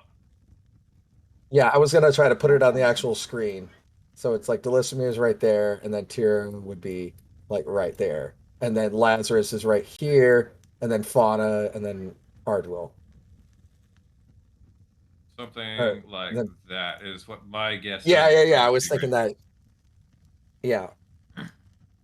She had So- looked like she was trying to be helpful and just kind of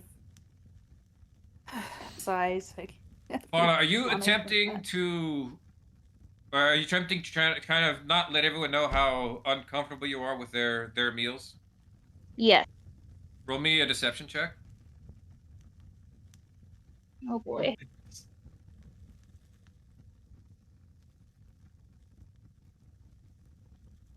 9. Mm. See, you kind of feel this something on the back of your neck. It kind of makes you like look up, and you're trying to look at everybody. Every now and then, your eyes just kind of wander. You look at your friends.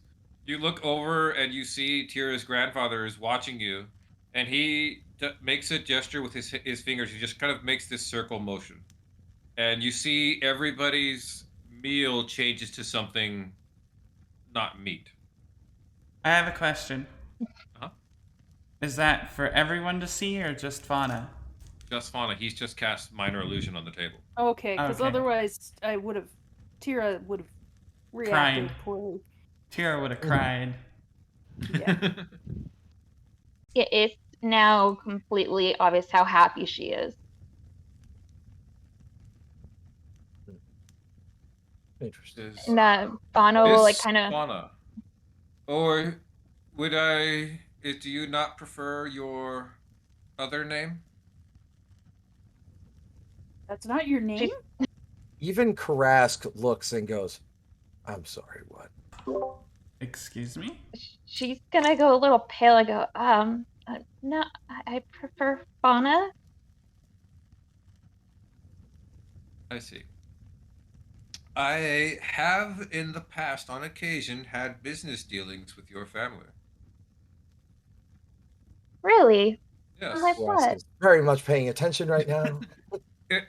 On occasion, as you have probably surmised by your friend Lazarus speaking, I have a number of apprentices. We do a wide array of magical research, and I am in need oftentimes of magical components for certain spells.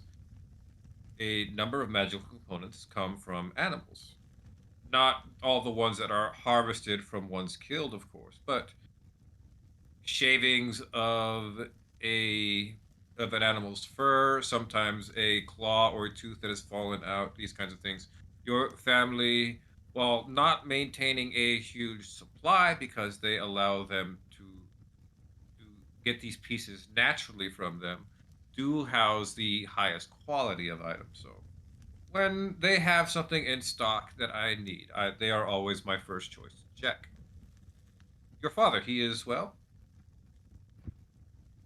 Yes, he's well. I'm wondering if maybe I've helped partake in getting any of the stuff that you have. Those were my chores growing up. Always collecting and making sure we had all that supply. So I've probably served you in some form back then. Quite likely. I have made many purchases to them. Yes, therefore, most likely that you have helped me with a number of my researches. Well, I'm glad to have been of assistance. Have you been there recently? Oh, I have not been to. Because he kind of stops and thinks for a moment. I don't know that I've ever even been there. Have I ever been there? No, no, I don't think I've ever actually gone down all the way to Greenus to see your family's preserve. I mostly send intermediaries or one of my apprentices. It's a kind of a long journey. Sometimes you need to let them get out and to get out on the road and do their magic out in the real world. And sometimes I just need to get them out of my hair. So Ah, periodically, I will send an apprentice or two to go collect items from from their preserve.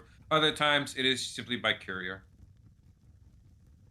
I see. Have any of them gone recently and maybe told you anything about anything in the area?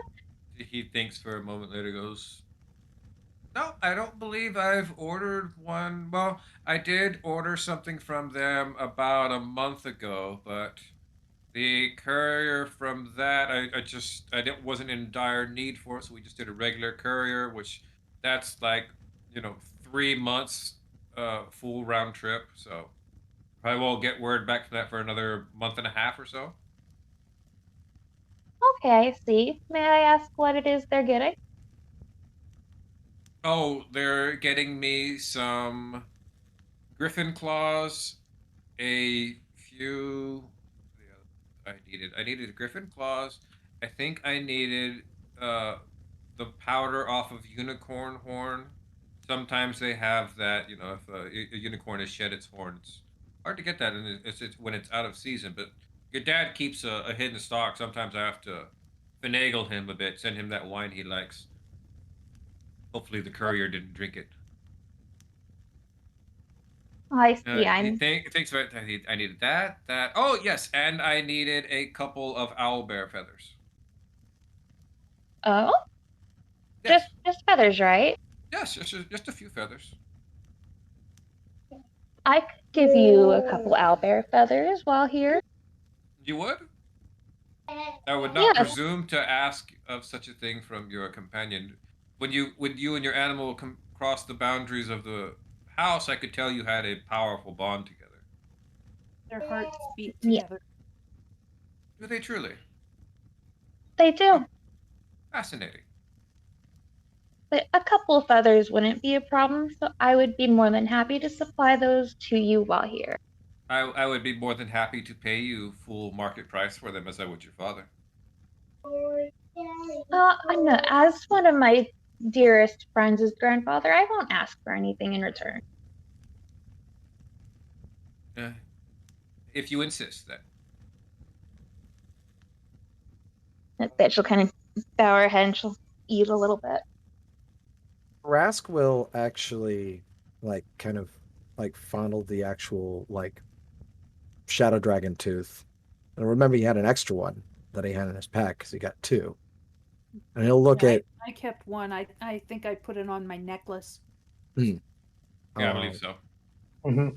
he'll look at the Lord of the House and he'll go, Your Lordship, would you be in the need for something a bit more unique? Do you hold out the tooth when you say that? Yeah, he'll pull it a little bit up and just I have an extra if you're willing to partake in the acquirement of it. Looks at you. It was, yes, I believe a number of my students have expressed an interest in seeing what alchemical experiments they could do with such a thing. A shadow dragon is an incredibly rare thing to get pieces of. I Yeah. wrote on it. She did.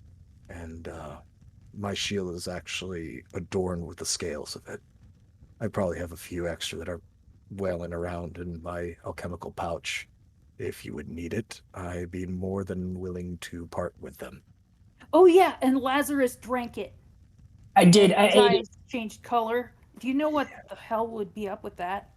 I'll bat my eyes at him. On a, what would that be? 19 plus 15. Oh, 50. Oh. Jesus. Mm. So, yeah, he's got a 15 Arcana. 34. On a 34 Arcana check, he looks at you and goes, "You have a bit of the Shadowfell running through your veins now. It's not unlike when an evoker dips too deep. You understand." He looks at you, Tira. Let's see if you remember your studies. Where do evokers get their magic from? When an evoker creates a fireball and he forms a very small fireball in the palm of his hand, where does the fire come from? 1 second. Kira sweating profusely. Yeah. Ha! Oh Nat my 20. god! Nat 20. This is one of the things I paid attention to. This is one of the things you pay attention to. And Arnold will, occasionally, you guys have been on trips before and jobs, and he just, sometimes just gets bored and starts talking. Evocation magic, specifically, especially elemental stuff, when you create something like a fireball, the fire comes from the plane of fire. Yeah, plane of fire. I remember that. She You looks see, really proud. He nods his head. And again, that very tiny smile, he's afraid of giving you a full smile. Mhm. But it's enough. You've known him long enough to know that he's smiling at you right now. Yes, that's He looks correct. really excited and happy. It is evocation magic is planar energy brought forth and manifested here in the material plane. He snuffs the fire out. Similarly, currently, the planar energy of the Shadowfell runs through the veins of your friend here. And Remarkable. what?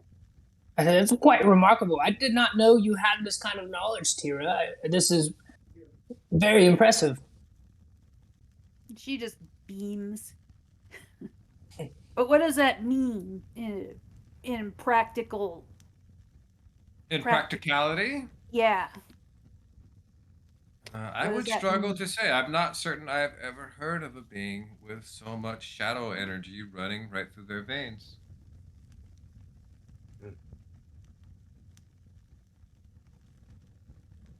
So I'm not entirely certain what it would mean. I don't think I've ever even heard of a evoker getting something like fire running through their veins that didn't make them spontaneously combust. I don't know. I may have to peruse and do a little bit of research upon it. Yeah. Perhaps hearing something like that will remember the times when Ardwell was actually holding his star map.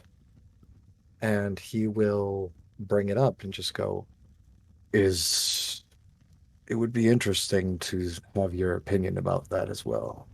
Master Ardwell and I share similarities in the different types of divination magic, but my tribe practices something much more primal and much more baseline in a way. Sort of the stepping stones of what Ardwell understands. And when he touched the star guide that I use, he apparently felt some things he's never felt before. How very interesting. It sounds to me like Ardwell may have, in fact, tapped into his own divinatory magic through the use of your star map like a arcane focus. It seems to be that way. My powers and my understanding come from the literal stars themselves. My tribe worships the Ursa Majora. We map the celestial bodies and understand what they're able to hold and how to be able to use them to better ourselves. Understanding that some things can be changed, but there is a route which you were able to take in life. Yes, I have heard of the practices. Divination isn't something I've ever long subscribed to. I'm one of those forge your own destiny people. Of course. He But looks around the table a bit and goes, I believe it is about time for dessert. Ambrose? Yes, sir, you called. Let us get our guests dessert. Very good then, sir. Ambrose starts to walk away from the table, looks over, goes, if I could be so bold, would Master Lazarus and Mistress Dulisimir be so kind as to help me carry the dessert trays in? But of course, I stand up right away. Delisimir makes a confused face and then rises from her chair like, what? He leads the two of you out. He goes, please follow me. And Leo starts leading you guys downstairs. And he'll lead you guys to what? He'll lead you to downstairs in the dungeons, basically. And he'll open the door for you, Master Lazarus. And opens the door for you. I walk through without even You walk through. hesitating. I'm gonna go to you in a minute. Okay. You're much easier to figure out. much easier to figure out. Wow, what a Yeah. statement. Yeah. Deliver, he leads you to another door, opens it, and gestures for you to come in. She hesitates but goes in. He comes in with you, close the door. As you come into the room, you see, despite your way down here in the dungeons, what you think you're gonna walk into some, like, dungeon cell, but is a fully furnished, nice, quaint little room with a fireplace in one side of it. And there, sitting on a couch, is a young man, probably no older than 22. Very handsome, very well in shape, wearing nothing but a very short pair of shorts, hair slicked all the way back. And Ambrose goes, "Your dessert, milady, will this suffice?" Do I need to roll anything to resist? To have something offered up on you like this, I would say you would have to roll me a wisdom save. We'll call it a 13. I do want to mention that Delisimir isn't really into guys. If it's not to your liking, you could just tell him that. I do want to have her resist, so. Okay, roll me the wisdom save. Oh, come on! No! You want to resist, and then I'm gonna speak for you for just a little bit. You turn to Ambrose and tell him you'd like something a little more lean, and he nods his head. He goes, "Very well. We shall bring you another one since you have finished with this one." And you look down, and there's a corpse already laying on the ground in front of you. You've already fed on this one. No! Suck it. Delisimir is upset. And a few moments later, Ambrose comes back with a young woman this time. I want to resist again, or try to. Okay, I'm gonna drop the difficulty down to 10, and I'm gonna give you advantage because you just fed. Oh, 17. You resist. Delisimir says no.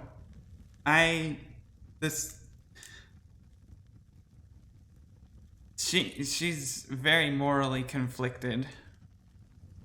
At your belly. You're full, baby.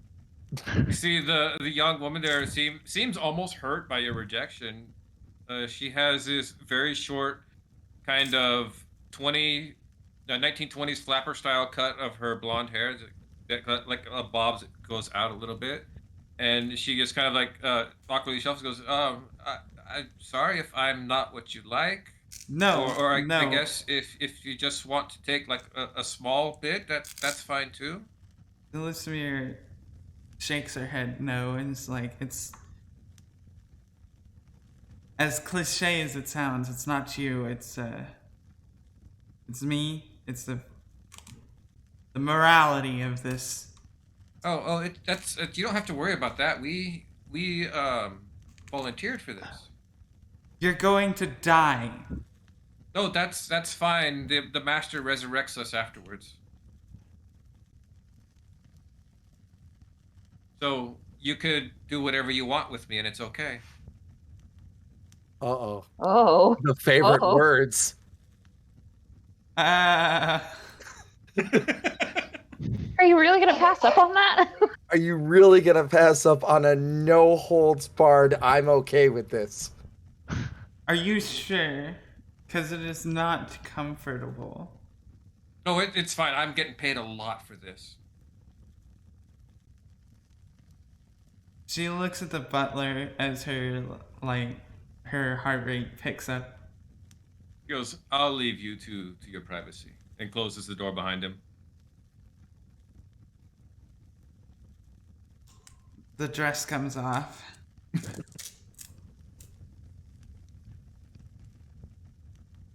We're gonna hop away from there over to Lazarus. You come into your area, into the same, a very nicely set room. There is a young woman sitting over here on the couch. She has a very nice full evening gown dress on, this beautiful raven hair. She goes, "Oh, hi. Are you the friend I'm supposed to meet?" I'm gonna look at. Is the butler with me? He's waiting outside. He like opened the door and let you in. He's kind of looking at you. Gonna give him a wink, and then I just eat the woman. There's not a whole lot of. I get what's going on here. That's me, and then I eat her. I had a whole thing in my head to tell you about how she was an aspiring actress and how she was sitting here doing this, and she wondered if you were a producer. Yeah, and yeah. It was really good for you because her emotions are 0 to 10, bouncing all over the place. I feel like I probably registered it, probably got it as an 8er, but I feel like, next door, Delismere has done enough of the morality for the both of us. I'm not. I know what's going on here. This is not an area of question for me. This is wow. This place has everything. What a lovely home. Delismere is going to finish up and then come back out of the room. You come back out of the room. Ambrose is out there waiting. Goes, "Are you satisfied, mistress, or would you like another?" She storms right past him, going back to the dining room. Satisfied it is. Come out. I'm gonna ask him. What do you do with the bodies? You just leave them here? How do you dispose of them? Oh, we take them to the church and have them resurrected. We have a deal with the local pastor. They come back. Yes. All right, I'll be back later. I don't want to be too gluttonous. Thank you. Oh my god. Hold on a second. I put it down for 2 meals today, not one. I'm gonna get my money's worth. It didn't get that far I'll along be in the back for conversation. breakfast. Delismere, as she's heading back up the stairs, is like frantically, like wiping tears away, and comes to the dining room doors. Okay, I'm gonna pause you before you get in there because I want to detail what everyone else was doing while you guys were having your dessert. Okay. So yeah, strangely enough, Ambrose asks for help from 2 of the guests. Yeah, And that's they- not something that I think I've seen him do before. No, you know that's highly, highly improper of him to have done. I'm gonna roll an insight check just to see if I can kind of glean what the fuck is going on between. Yeah, 24. 24. You click onto a few things here. We're about to be served dessert. Tira's grandfather knows what Lazarus and Delismere are. He seems incredibly well versed in what everybody is, allegedly just from crossing the ward boundaries of it. On 24, you're pretty sure he's feeding them. And by feeding, he means feeding. And then he's Yeah. like, yeah. He's not going to say anything, but he'll look over to Zen and he'll go, just a very light nod to understand. Cool. While that's happening, a few other servants come in. They set small little trays down in front of you, pull it up. Everybody has a small tray of ice cream in front of them. Oh man, I don't even get brain freeze anymore, do I? You don't? No, you're completely immune to brain freeze. Nice. So yeah, you have a small little tray in front of you of vanilla ice cream, and then another one sets a tray down in the middle, pulls it up. Then there's small little trays in there that have, like your little toppings, your sprinkles, crumbled up cookie, all that kind of stuff. Ooh. Karask will actually cast Goodberry and we'll put it in one of the empty spots along the side. And we'll be like, trust me, this has gotten me through a lot of times, late night studies.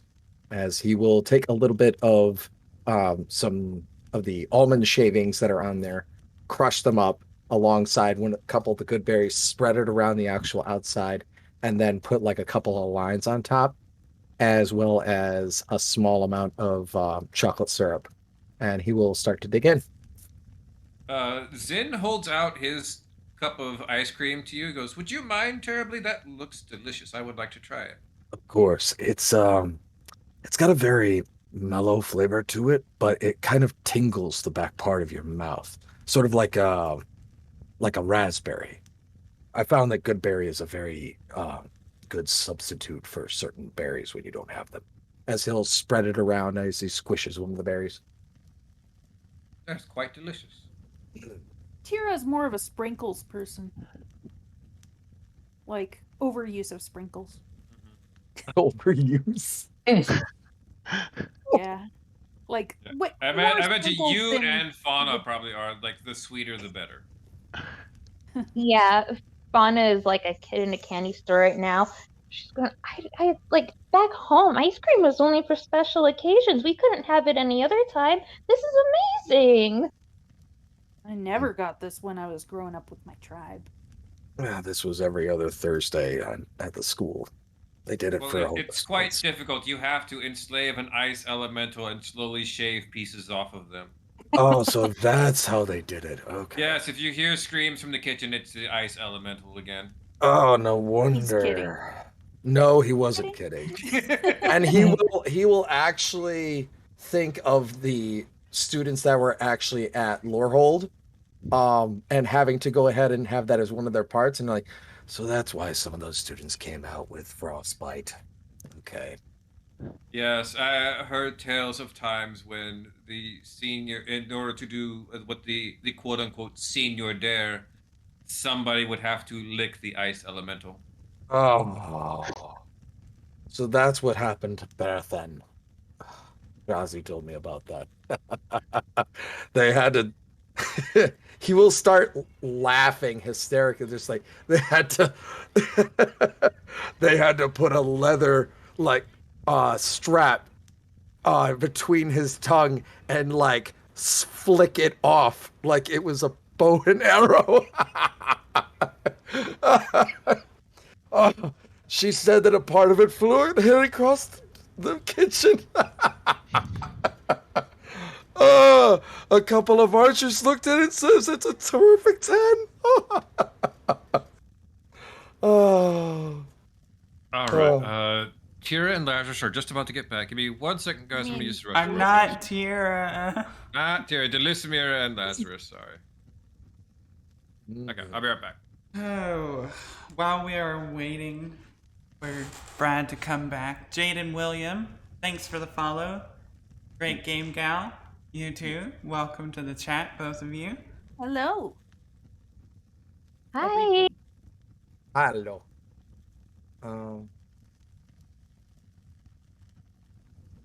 As that will actually be happening, after he gets done laughing very hard at that, he'll kind of not exactly sulk back, but he'll definitely be in like contemplation.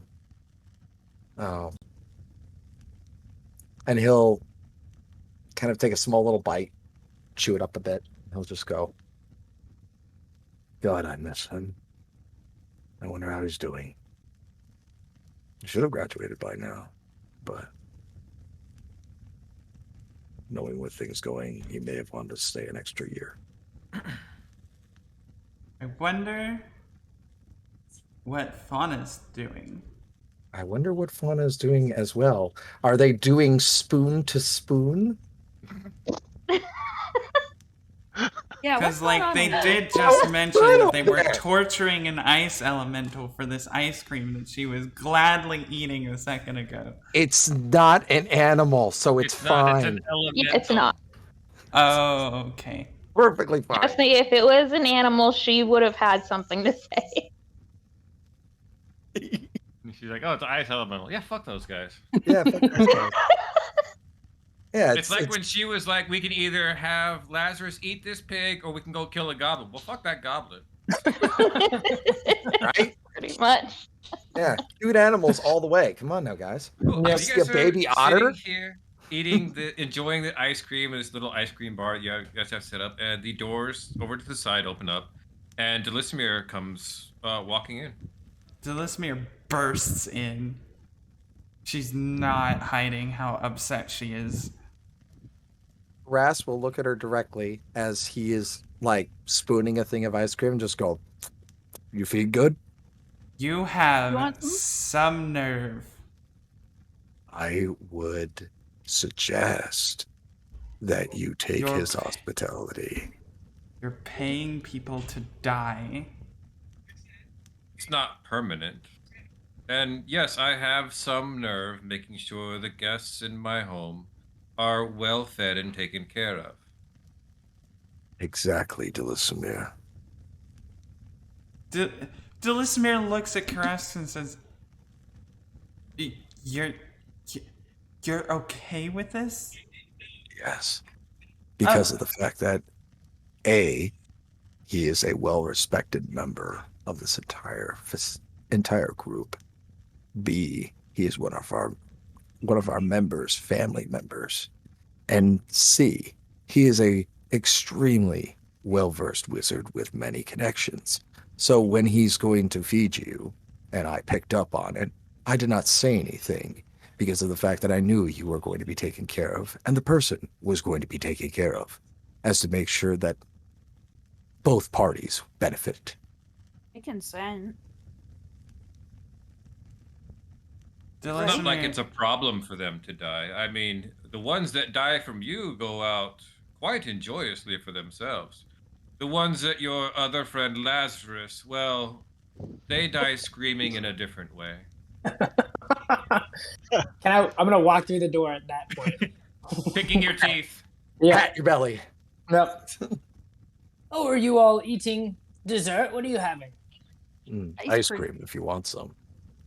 Oh, There's no. sprinkles.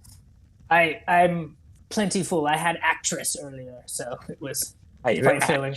earlier. Oh, that's gonna be my favorite line so far. Delismere just shakes her head and says, I didn't want this. If you didn't want it, you wouldn't have ate too.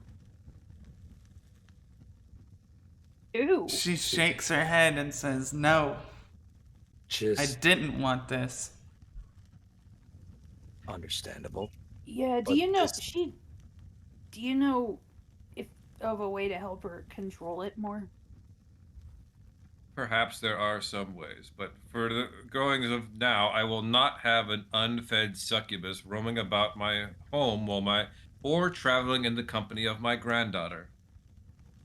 I would like to see if I'm actually full.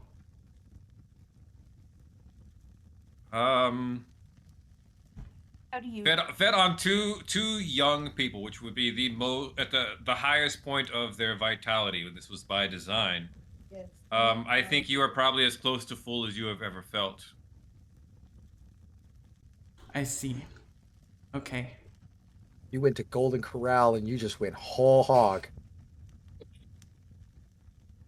I'm gonna get some chicken, some prime rib, everything. She sits quietly.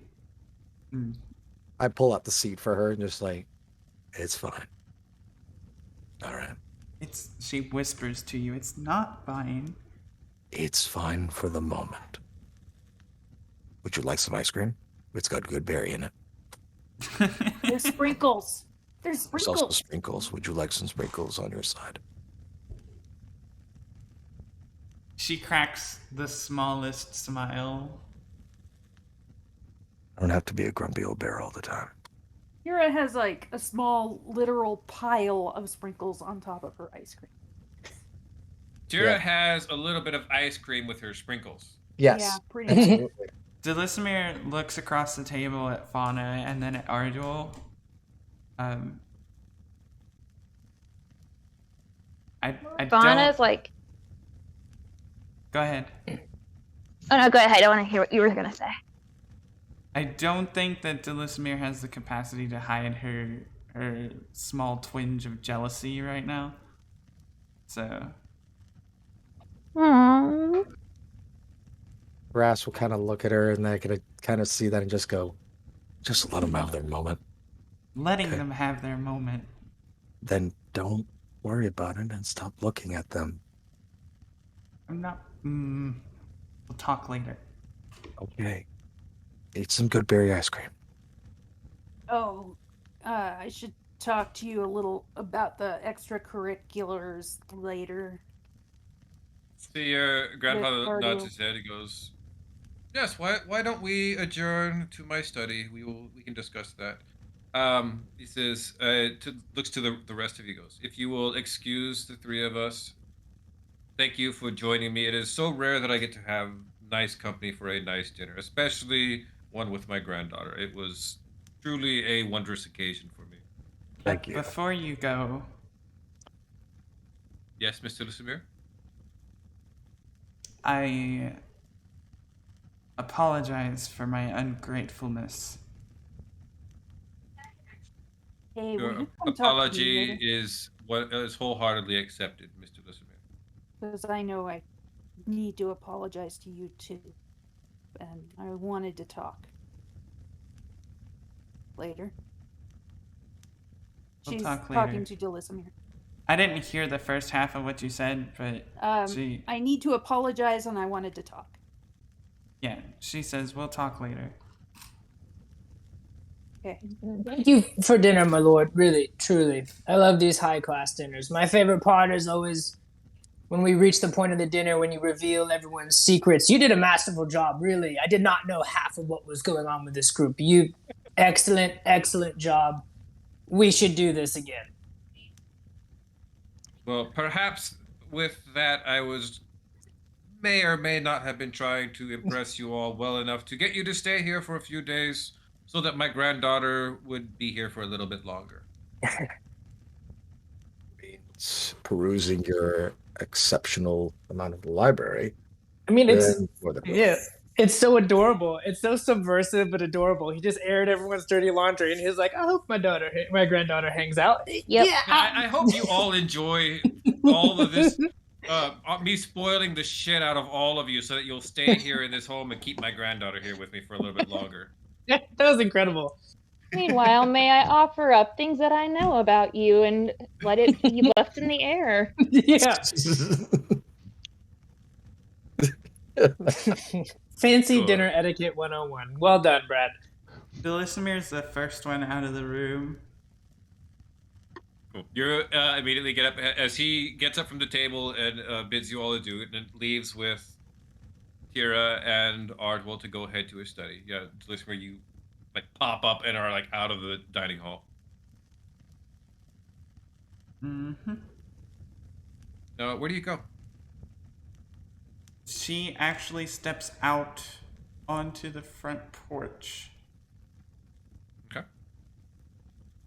And she's going to look up at the stars and have herself a small little pity cry. Okay.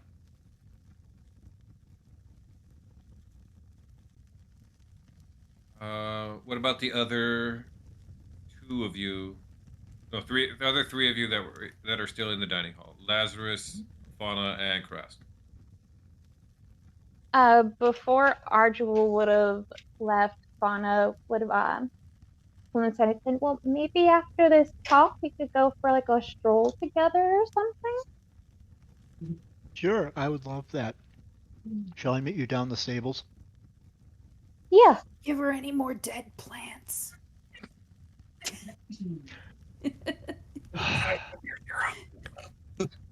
Dude, the epitome of the older sister who can't help but needle her little brother on a date.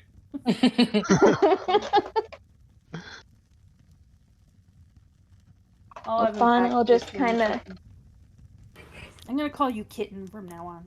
Oh my god. Because you're fluffy and adorable, but you have claws. Oh my goodness. All right, Krask. I would have kind of noticed that she would have actually gone over to the front before I actually headed to the library. And I will kind of wait until she's at a decent time and then kind of sit next to her.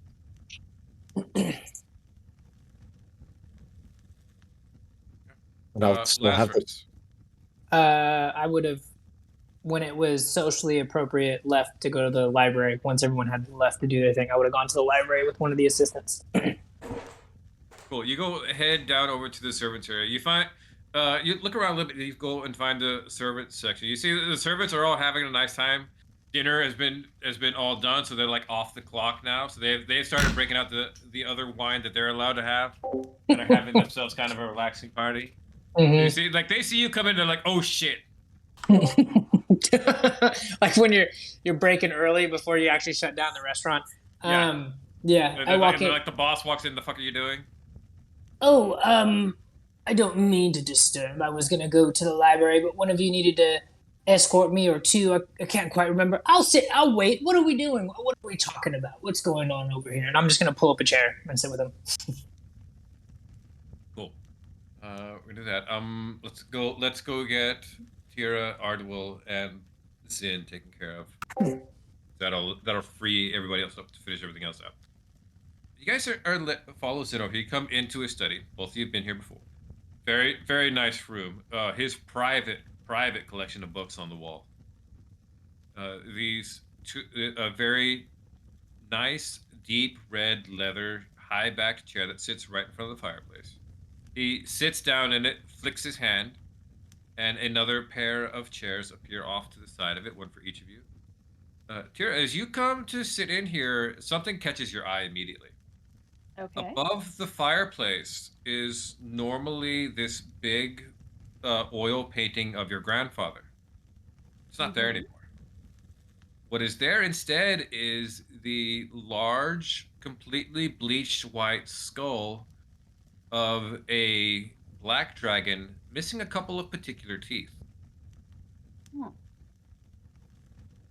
Did you kill a dragon while we were gone? See, he laughs a little bit. I didn't know. You just bought the skull. I procured the skull. He kind of smiles at you and looks over at you, Ardwell. But you, Ardwell, look familiar?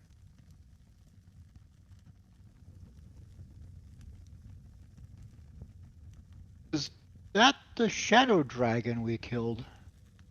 I He think it is. he And the two smiles and teeth he nods his missing. head at you. Yes, the particular teeth that Tira took out are missing. And the particular 2 teeth that Karask has. The teeth. Well, she gave a tooth to like all of you, but yeah, the Yeah. Oh, particular yeah. sets of teeth are missing. Yeah. I paid a group of Dwergar a handsome sum to bring me back this trophy. Oh. You're a shroud? Roll me an insight, Tira. Okay. I'm getting there. Sorry.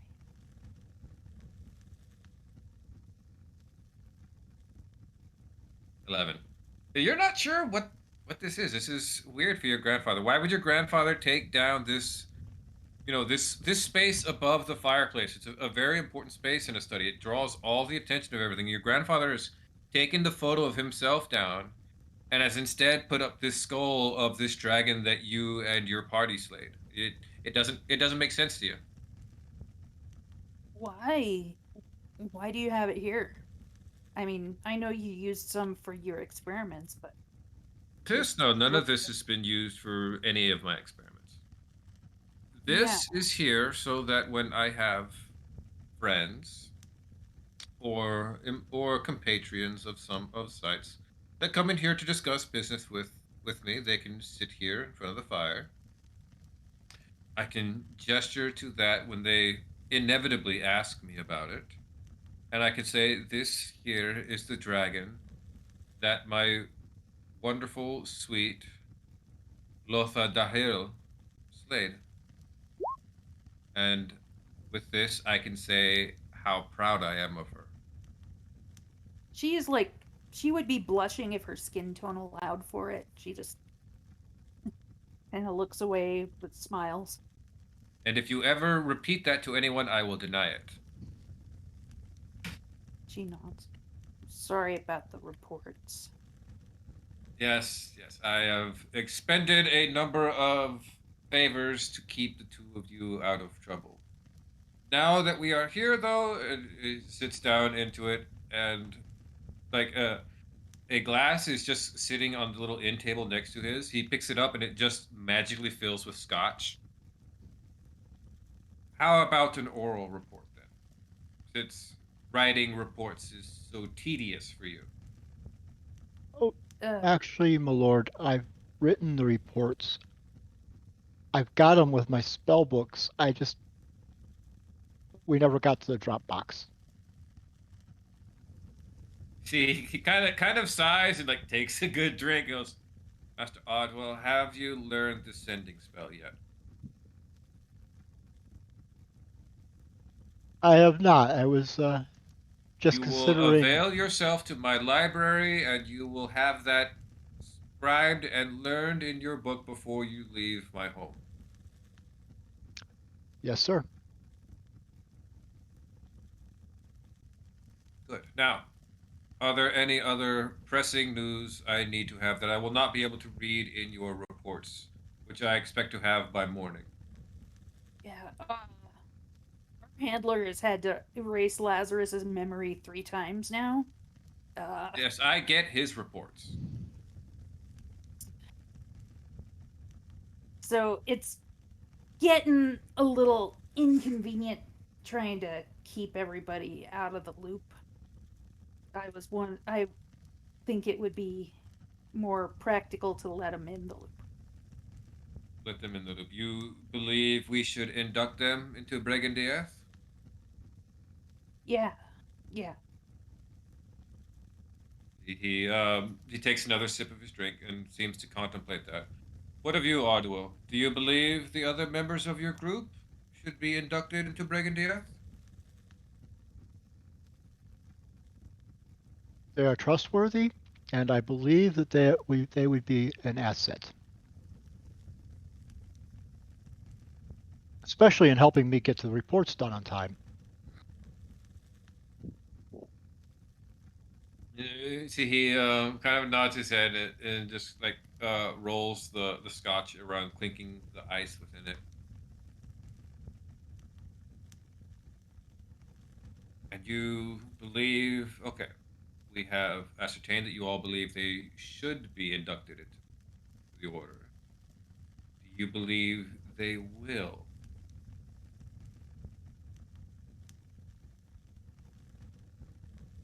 I don't know if all of them will want to be in it. But I think they'd all be good at it. Whether or not they would be good at it is irrelevant if they do not want to. We cannot force someone into our organization. That therein is the way to all sorts of calamity. No, I wasn't saying we should force.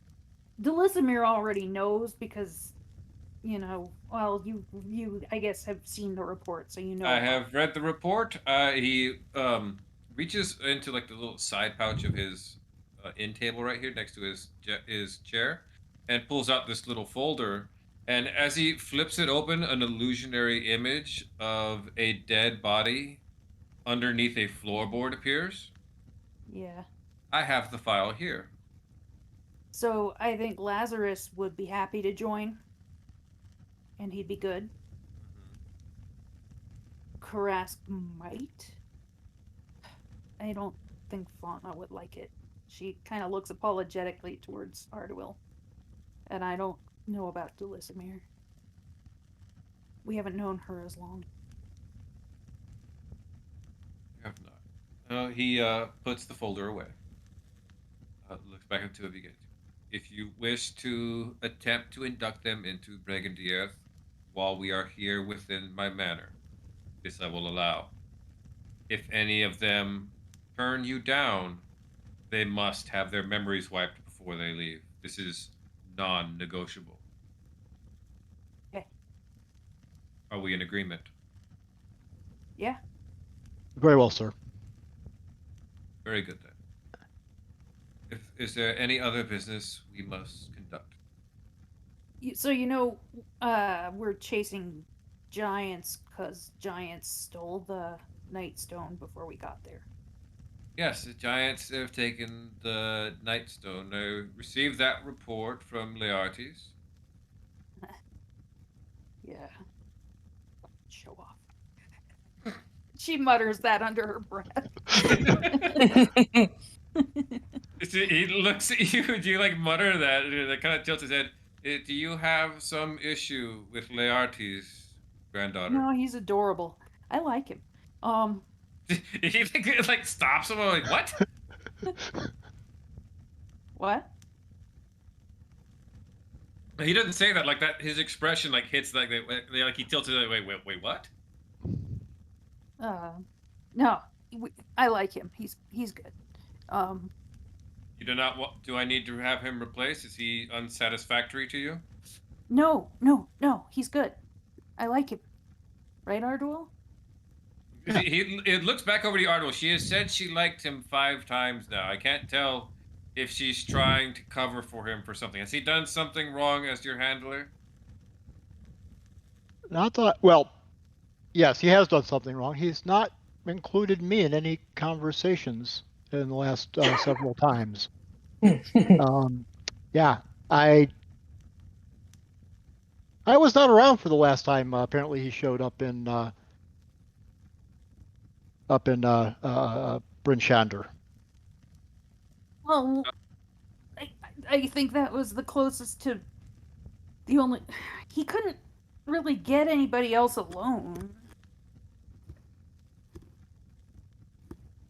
I don't think The it's his fault. Zin kind of looks at you as according to Learte's report, he ended up in an unexpected situation which required him to leave sooner, lest he was intention was to get Tira and then have her get you as well for an important meeting, but you know, dead bodies needed to be dealt with apparently. Yeah. Ah, See, he nods over at you again, Tira. He goes, "Before you leave, come see me about some other supplies for getting rid of dead bodies. It seems like it may be a common occurrence with your current friends." Yeah. Laz and Dulisimir are both gluttons. I know one of them ate 2 of my guests that I had in the dungeons tonight.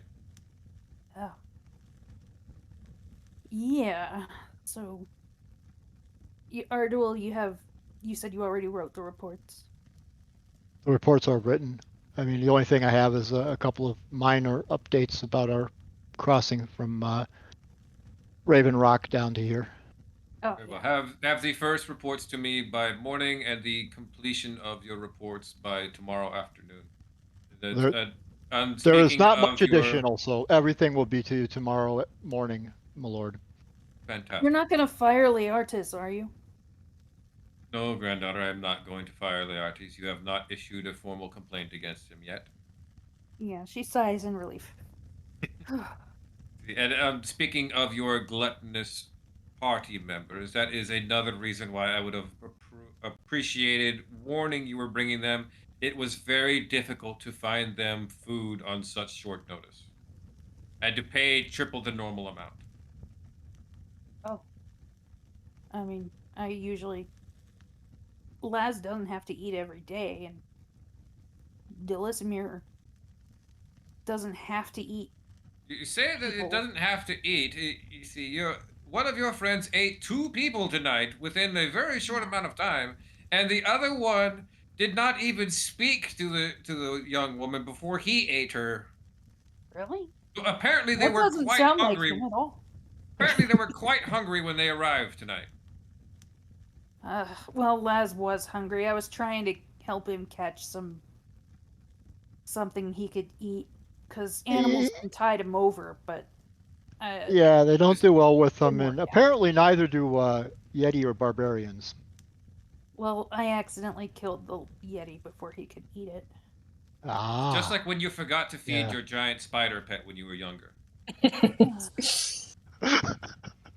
I thought they catch their own bugs. They did. They caught 4 service members and destroyed one of your mannequins. Yeah, the spider destroyed it.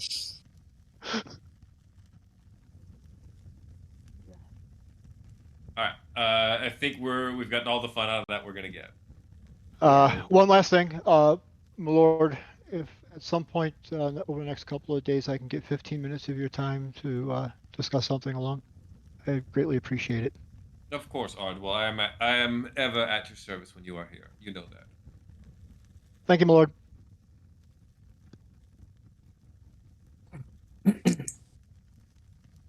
Cool. He dismisses you, so you guys leave your study. I will head up to my room. You Ask go to one of leave. the- He says, "Good night, granddaughter." Good night. And she goes and gives him one of her 2 tight hugs. With like the axe handle digging into him and everything. You do that, and then when you come away, he's holding the hand axe. Goes, really? I thought it was small and tasteful. Really? You needed to bring a hand axe to dinner. Were you perhaps going to chop your steak with it? Well, Perhaps the there next been- time we should just simply eat with our hands. Would that be more to your liking? That's what I used to do. What if the giants came back? What if the giants attacked us in the middle of the dining hall within my manor? Yeah. What do you think would have happened if that had happened, granddaughter? Tell me. Tell me right now, what would have happened if a giant walked through that door right into my dining hall? You and I would totally destroy them. And it would be awesome. And do you think we would need a hand axe for that? I would. I like a hand axe for that. he does the Karask thing, pinches the bridge of his nose. Granddaughter. Should a giant, in a 1 in a million chance, break into my home, charge through the main doors into the dining hall, he reaches up and cups your cheek, he would not get within 50 feet of you. Well, that's disappointing. But thanks. Good night, granddaughter. And she tries to take the axe back if he will let me. He does not let you. You can have this back tomorrow. Okay. I didn't bring Lest I anything think you along. attack one of the statues thinking it might be a giant invading my home. I do have the big one in my room. Good night. All right. Oh my god. Fucking dying over here. Yeah, that was one of my favorite scenes so far. That was incredible. That's in top 5 now. Fuck, man. Okay, let's pop away from that. Since Brian is dying right now, I'm going to give him a moment to recover before we jump to him and Delismere. So we're going to jump over to Lazarus. You are being escorted by one of the young elves who was apprenticed under Zin. See, her name is Evelyn. And over here is the library. She takes you over to these 2 huge wooden doors. Huge, carved with all these kind of crazy decorations to them that almost seem to like move. For a moment, it looks like a pair of wizards having a duel. And then it's almost like the light flicks across, like as if a car passed by. That way that the light just shifts across the room. And now it's changed to a dragon and a giant fighting. It's best not to stare at it too much. You'll spend a whole day if you just get stuck looking and wondering what's coming next. Trust me. This whole place really quite remarkable. I appreciate you showing me to the library. And do you stick by my side this whole time, or is there a librarian in there who can tell me where to go, or how does this work? I am the librarian. See, you're so focused in on these 2 huge doors that you don't notice that next to the doors are a pair of stone lions. And one of them turns its head and begins to speak to you. I am Loquacious, and I am the guardian of the library. Who comes to seek the knowledge within? Well, Loquacious, I'm Lazarus Durendal. I am. I have come here with permission with my guide as well to seek a bit of information. See, Evelyn kind of curtsies. Hello, Loquacious. I am here to escort Master Lazarus. He is a guest of Lord Zin. Ah, I see. You are... And it kind of looks at you for a moment. You feel like this thing is like looking deeper than the skin of you as it looks at you. You are allowed entry per long as you have your escort with you. Welcome to the library. Give him a curt little bow and gesture for Evelyn to follow me and ask her. I'm specifically looking for stuff on undead or fiend. Let's start with the undead. Show me where should we go? Well, let's get started. She goes to walk forward. As you guys get right up to the doors open themselves, and you're in full Beauty and the Beast library. It may take us a while. That I've got the time. Let's take I have company and you. This is going to be fantastic. So undead, maybe of the vampiric nature, followed by some fiends. Let's see what we can find. Vampires. Very good. Give me an investigation check. Evelyn's gonna give you advantage. Okay. Investigation. Ooh, Nat 20. nat 20, baby. Again, you're kind of set with this very weird nostalgia and familiarity as you're in this huge library and manor walking around. The way it's organized seems familiar to you. Like, you've been in a library that was organized in a very similar fashion. So very quickly you're like, oh, history books, vampires, dread realms, Barovia, all these other kind of things, and you've got a nice stack of books that you're over at one of these huge tables you can sit at and do all of your research at. You see that Evelyn has gotten a few books of her own. Well, if I'm going to be here in the library with you all the time, I might as well do my own studying, right? What are you researching, if you don't mind me asking? Currently, I'm working on my necromancy study. I'm proceeding in the sections that were soon enough I'll be able to start creating ghouls. You can run that by me one more time. You're looking on how to create ghouls yourself. Yes. Is this a typical ability that necromancers have? Is it something that you all sort of learn in this particular school of magic? Master Zin prefers for us all to learn at least a rudimentary section of all of the basic schools of magic, and we are allowed to then become more proficient in areas that we're more interested in. But yes, creating a ghoul with necromancy is one of the most basic stages of necromancy. Unless you're a cleric, then the most basic stage you start practicing on is, healing wounds or minor resurrections. Have you ever heard of a spell that maybe created ghouls in mass from grave sites and the such?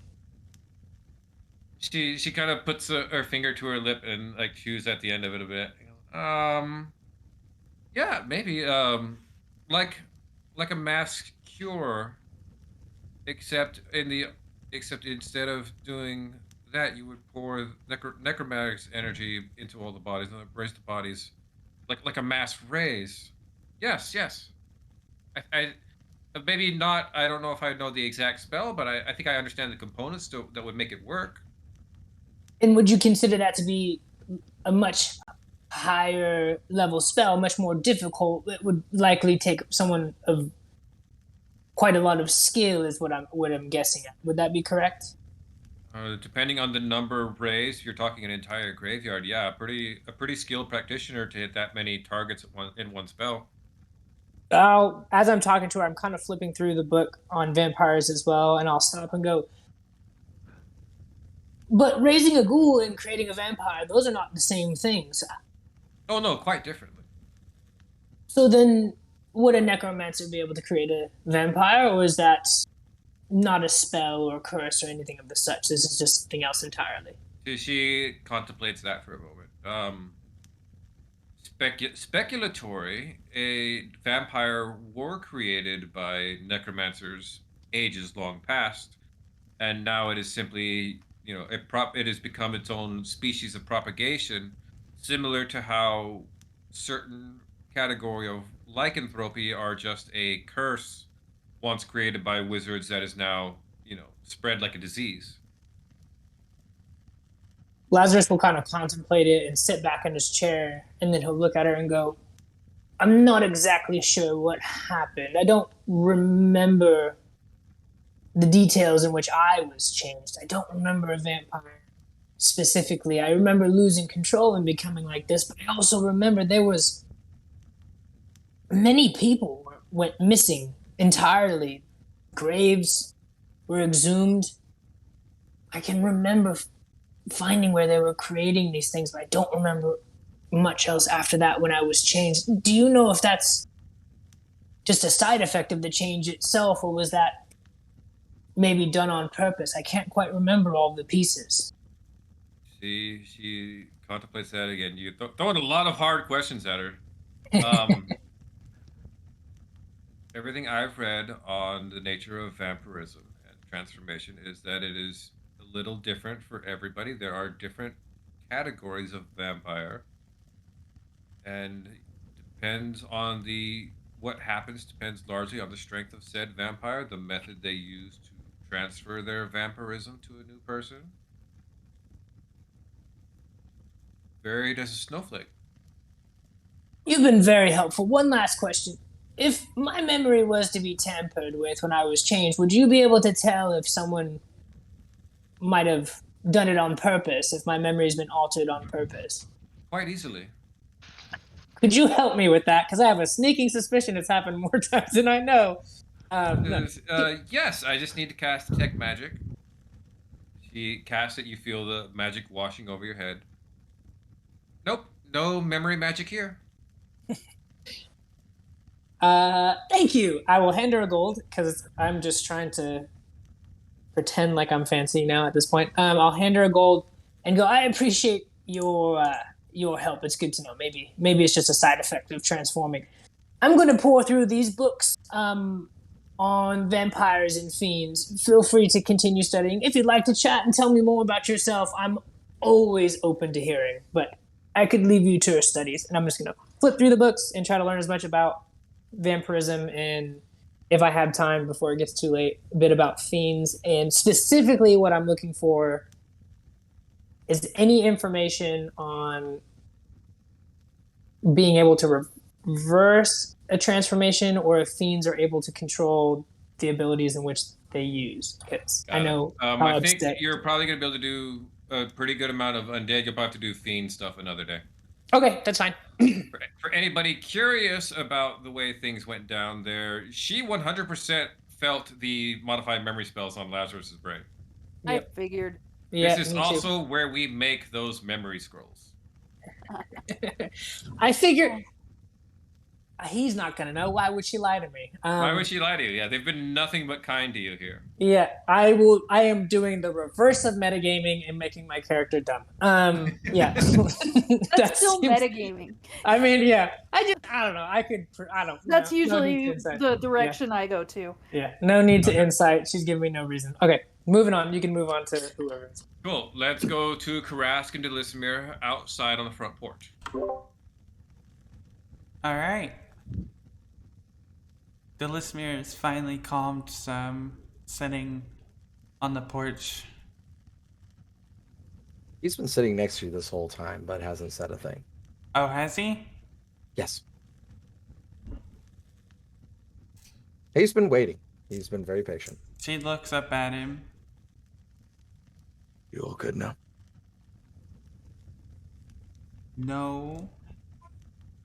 It was meant to try and make you feel better. I know you're not okay. I don't want to be this way. Well, you know what I said. It's not something I'd like to do, but I can. Not right now, though. I know. But that's not the only thing bugging me. What else is bugging you? Have you seen the way that Ardul looks at Fauna recently? Especially since Fauna just stole the show today. Yeah. And? You don't want her to be happy? No, I want her to be happy. It's just I want my show back. Rask will pull out the star map, and in the moonlight, it sparkles with this radiant energy, and Delismir's face is lit up in these small little dots of starlight. And he will turn it, and he will actually go to a constellation that looks like a heart that's been split in the middle. He looks at her and goes, "This used to be my father's favorite constellation to be able to scry upon in order to understand things. It is called the Constellation of Lover's Bliss. A lot of people look at it and try to glean that it is something about understanding when someone is going to love them or if they have destiny with them. But in actuality, it's understanding your one self. It's understanding that you have two sides that you were able to take in order for you to make this whole, regardless of the situation you are put into. This was his favorite because it leads you to a dichotomy, a thing that can always change. Your destiny is a constant. There will always be divots and deviations. But you are on a path. And this path is there to either make you better, break you down, lift you up. You don't know. But you are on a path. You joined us for a reason. Your decisions have made consequences and reactions because of it. And because of those actions that you made, your path has either altered or stayed its course. But you won't know unless you walk it. Delismere kind of... Well, yeah, but that's... I don't know. Maybe it's just jealousy. Maybe it's just... It is jealousy. You want her because of the fact that you want her. No, I don't... No? I want what she has. Doesn't mean you can't have it. It just means you can't have it now. That's all. Patience. I hope that the two of them finally stop beating around the bush and go at it. That's... Way too awkward. They are... Do you understand how awkward they both are? Yeah. This is the biggest jump that Ardwil and her have ever done. I will take any grain of salt in order for us to see this go through. But Karask will put the star map away and go, tell me about your family. My family? Yes. What about them?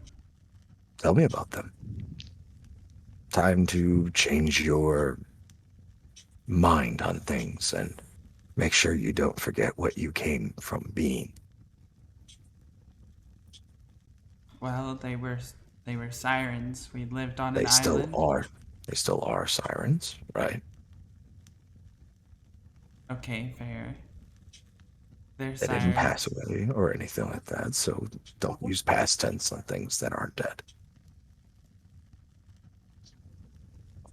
So they're sirens. They would trade with some ships and fight with others, and I never really understood the difference.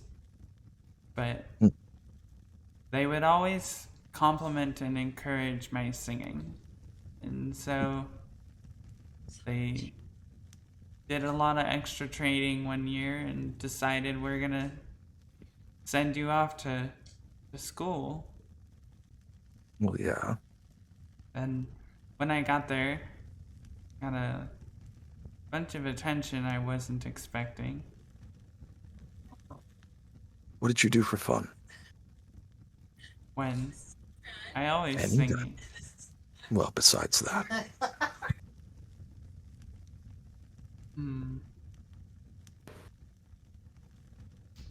I like to soar on the sea breeze and watch as the sun would go down, especially since the wind comes from the west. I could just sit there and float and lay on the air for as long as I felt like. What did it smell like? Salt. Besides that, what was the most prominent thing? The thing that you could always smell as soon as you get to a certain level. Well, there was this particular scent to the breeze. I never really knew what it was. Describe it. I cannot describe a scent. Dead fish. Out of character, I can't describe a scent I've never smelled. So Okay. Karask will look at her, and go, Those things, those memories that you have are yours, and you should never forget the excitement, exhilaration, the feelings, the way that they moved you. They made you remember. They made you think. Those are yours to remember. And if you lose them, you lose very small parts of what make you Delisimir. as he'll like fondle a little bit on his brother's necklace and go, I remember what it smelled like when owlbear gets skewered. I remember the sounds that twigs make when you're trying to walk quietly through them with a 300-pound bear behind you. I remember what it smells like when your youngest sister laughs at something very, very funny. I cannot forget those, because those are the last things that I remember of my brother and my father. well When then you make sure that you live as yourself and not just in their memory. Yes, honor them, but remember you're your own person too, and not everything you have to do has to be for them. You spend a lot of That time. said, I'm sorry, I don't mean to cut you guys off, but I want to complete our flashback to night session. So I need to move on. yeah. Okay. So Karask will take that to heart, rubber top part of her head, and go, I'm gonna go see what Lazarus is up to in the library. Delisimir nods. Take some We're time. gonna jump off from that one over to Fauna and Ardwell. Ardwell, you go ahead after you're done with your meeting with Tira's grandfather and come down over to the stables to find Fauna.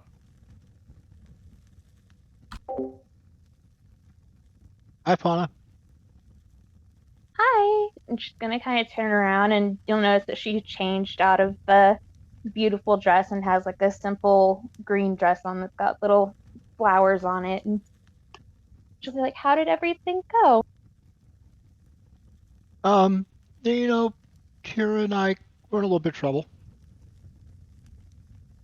because That doesn't sound good. it's not terrible. It's having a hard time keeping up on writing the reports that we're supposed to write and get back to our group.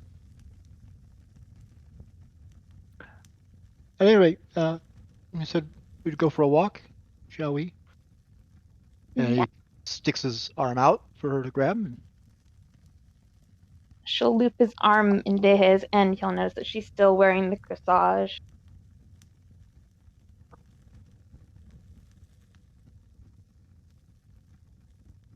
Cool. You guys start to take a walk around the grounds here. Luskin is still pretty far north, and I think we figured out last time that we're in the springtime right now. So there's no snow on the ground, but it's still just a little chilly up here. The grounds are very nice. The grass has started to grow, so it's very pretty out here along the grounds as you guys start walking around and just kind of walking the perimeter line around the fences and through the trees. I imagine Fauna's kind of been twirling around in the flowers and just completely happy.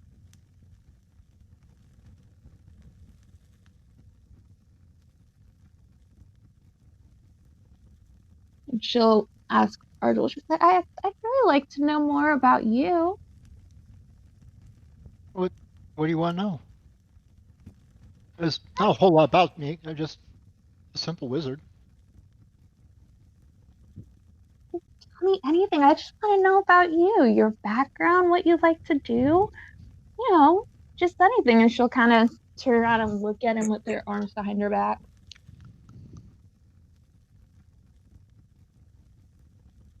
Uh, um, well, I don't know.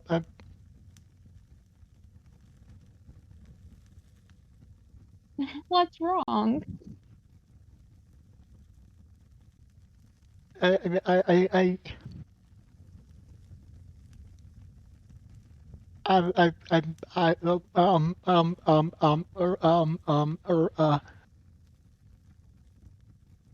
well, I mean, I don't know.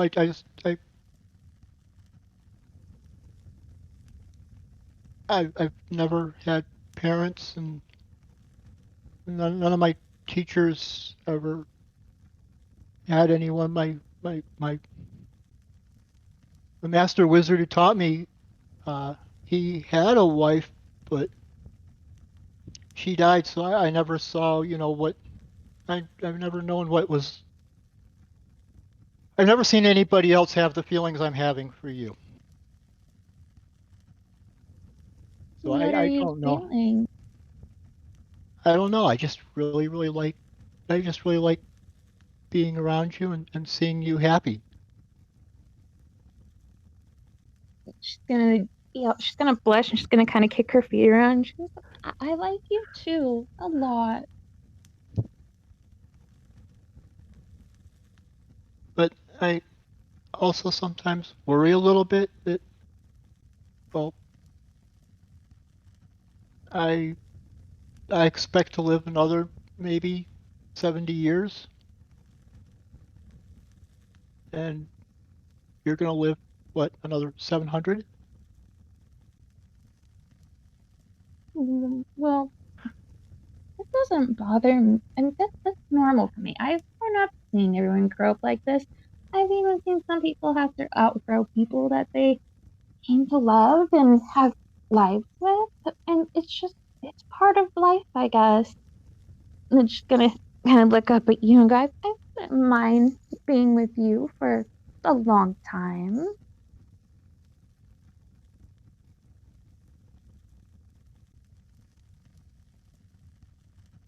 And he opens up his arms like as to go to hug her. She'll hug him back, but like whenever she pulls away, she's gonna like kind of put her hand on his face and give him a little kiss, and then she'll go back to kind of being awkward and shy. I don't know if he's gonna let you get away with just not with just a little kiss. Well, then you gotta do something about that.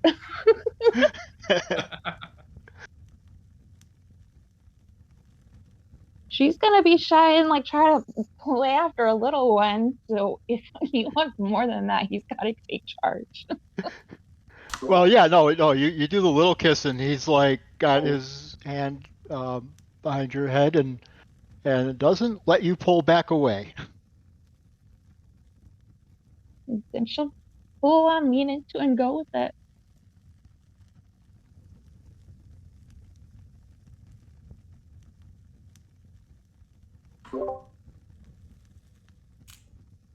And we're gonna cut away from that very beautiful scene of the two of you kissing out on the grounds in the middle of the gardens. Kira, where do you go Yes. after you get done with your meeting with your grandfather? I was going to my room, and I'd like to ask a servant to find Delisimir and send her my way. Delisimir, where did you go after you and Karask separated?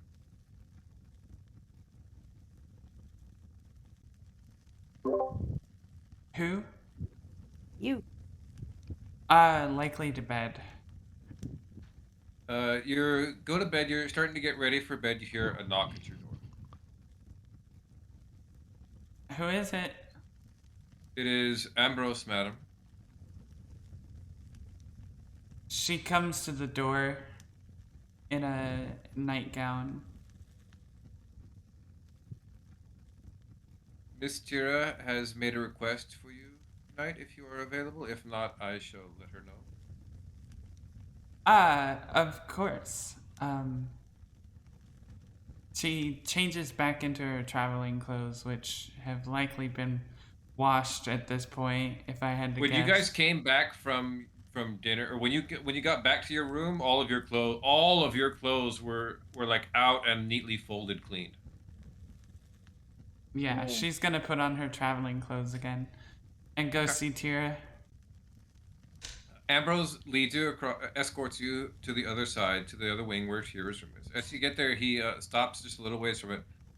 Miss Delismere, I wonder if you might indulge me in asking a very improper request of you. What is that? He reaches into his coat and pulls out a small book of erotic poetry.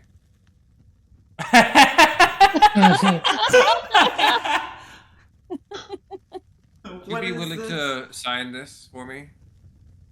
You are the bard in the stories, yes. Yes. Knowing full well she has not read this yet, I will sign it You've under. only heard of it. A few times people have come and talked to you, made mention of it. You know, somebody has wrote about you, but yeah, you haven't actually had a chance to read it. Yeah, I will sign it To a under random one page. Flip to condition. a random page. One condition. You allow me to peruse your copy of this book for an evening. He's Nazi said, "Of course, madam. You may take it, and I shall retrieve it from you before you leave." Just leave it in my quarters, if you would. As you wish. Thank you. And he leaves you there at Tira's door. She knocks 3 times, then 2. Come in. She comes in. Hi. I heard you wanted to speak to me. Yeah. Yeah. So first off, I'm really sorry about the other day. I was myself, but I was more myself. I don't know. I'm sorry. Here, I won't lie. I'm very surprised. By what? You can't keep controlling Lazarus. I'm not You trying to control him. I just got really stressed. really protective, more like. Yeah. Tell me, Tira, why do you protect him so? He gets me more than anybody else here. Is that a choice? What do you mean? Is it by choice that nobody else gets you? Or is No. it just happenstance? It's not on purpose. I actually wanted to ask you about something you said when we were arguing. Oh? When I said that the person that hurt you was already dead. But you made it sound like there was something else. I was just wondering who hurt you. And do you need me to hurt him? Well, I'll be honest, I don't remember what I said. I remember because it kind of surprised me out of my mood a little bit. Look, there's no guarantee that anyone is actually dead. wizards can revive people. Demons can come forth from planes unknown. It's just... I don't know if that succubus is actually dead. I didn't think you were talking about her.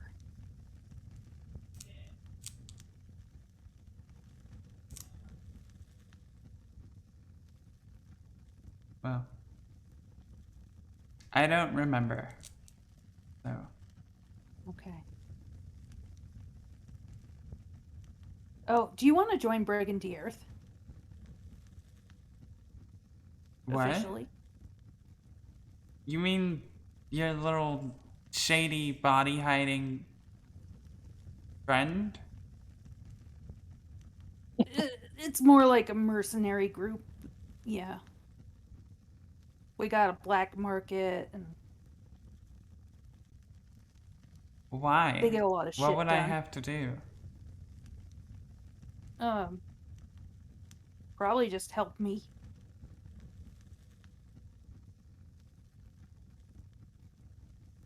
Can I think over it? Yeah. But you gotta decide quick. While we're here. I see.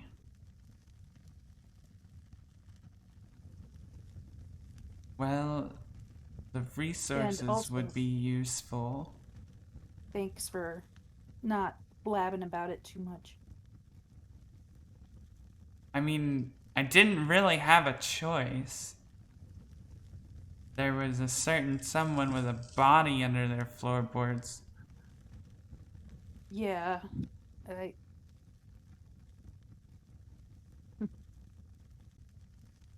But he could have given you one of those things to make you forget, like he gave to Laz. I wonder why he didn't.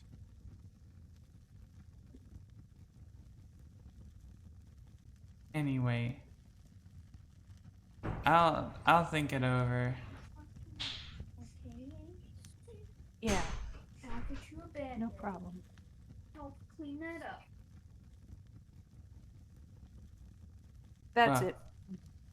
Good night, Tira. Good night. She returns to her room. Brad, are you back? Brad is not back.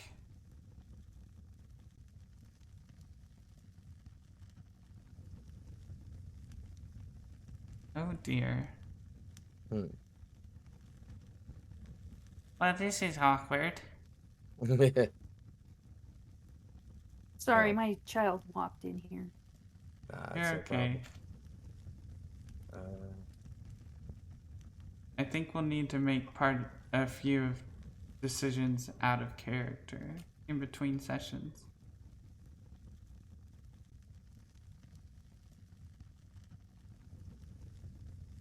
Do do do. Okay, sorry. nah, that's no problem. So how about that Fauna and Ardwell scene there? Yeah, let's go with I that. was waiting for one of you to say that. Yeah. Vinhorn You was a gotta little more kiss the smooth. girl. Yes. Yes. Vinhorn was very smooth. Yep. I just felt Which- a little awkward, and Fauna just was like, okay, you know what, I'll go for a little move. I don't know about much more than that. Well, it's all that was needed, apparently.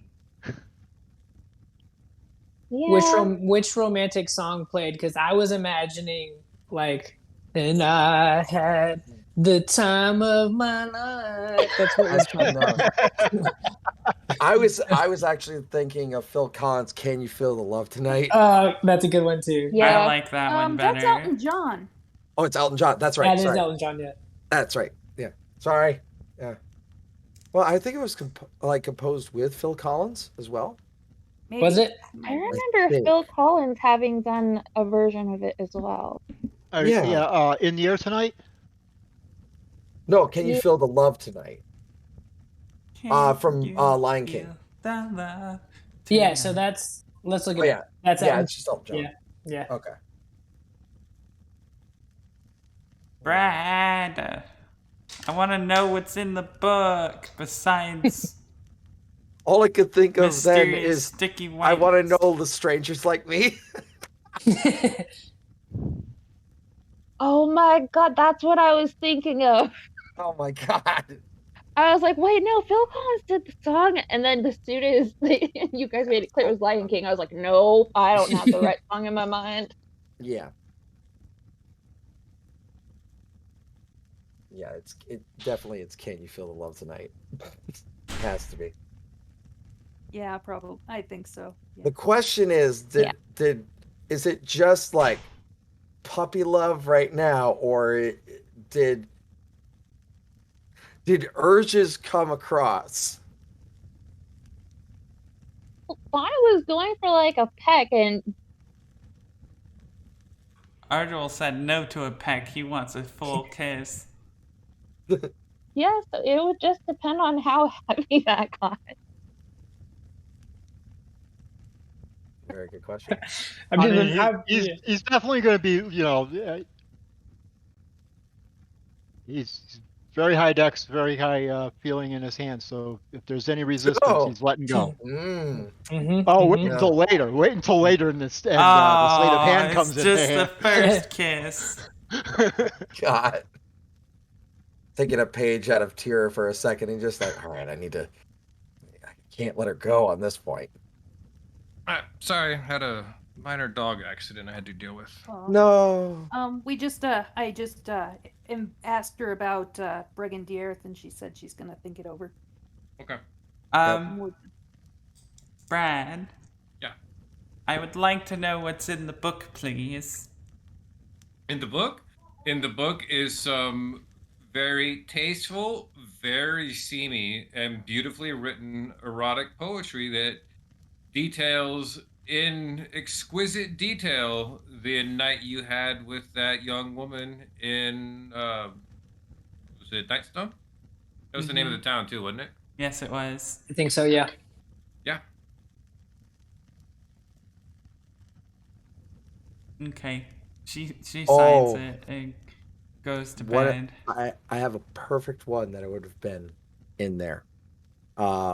It's by another one by the name of Mason Fowler, so I'm going to put it in there. But I guarantee you, this person wrote this. She was heaven and she was hell, and when she was finished, she would lay in bed, breathless, waiting to get the feeling back in her legs. That sounds about right. Yeah, sounds about right. Cool. Any other last things that night? No, Well, I mean, the elephant's in the room between those two right now. I really I wish. don't think that they'd go like all the way, but like, you Yeah, find nope. He's making out for a little while and then eventually returning to their separate rooms, I believe. They're separate rooms. The only difference out of all of that is you escort Fauna to her room. I imagine probably share one last goodnight kiss. And Fauna, you open the door to your room, come inside, and remember that you and Delisimir decided to share rooms. I think she would have went to wait, are we like completely sharing rooms, or were we just getting dressed together for it? I thought it was said we were just exploring together, but Okay. if you I want to wasn't sure share if I- rooms, That's entirely up to you. That's a player decision. And I don't think that- it matters. Okay, we're gonna say no then. Sorry, so that's gonna skip there. Again, anybody have any other last minute things that night? I'll probably go for the library the next day, most likely. Okay. I'll probably I'll probably wake up early in the morning Huh? and go early as I'm probably finishing up breakfast. Cool. You go head over to the library. Go start looking for all the things you want. Give me investigation check. I have a 0. 13. You're starting to pull books here and there. There's a huge repository of knowledges. You recognize several books from your college. Oh, we studied this book. We studied that book. I've Mhm. only heard about this book. Yeah. Like I guarantee you there was a couple in there that he saw and go, wow, the ones we had at the school are way more beat up than these. Yeah, like and like the ones we have at school have been like censored. This is like earlier editions before they cut the good shit out. Yeah. And he will start taking out a small like beach bark quill, and he'll start writing down like extra notes that he's seen in there and go, God, if Shazi sees these, he's gonna lose his mind. Like, how did you find these? I'm like, well, I know a guy. That'll be interesting. Okay, last scenes. Um, But yeah, the biggest thing he would be looking for is mycology. Oh, yeah. So study of mushrooms and fungi. Ardwell, you want to go give Tira's grandfather your reports, and you wanted to have a few minutes to talk to him. Yes. And during that time, I would have given him a few of the scales and one of the other teeth. Yeah. There's 2 scenes I need to knock out before we can close this section out. And I need to knock that one out, and I need to knock probably one more with Tira. So Ardwell, you go and find Esther Zinn. He's doing a little bit of teaching to some of his apprentices when you find him. He just kind of like, you come in and he immediately stops and like gestures at him like you're dismissed for the rest of the day.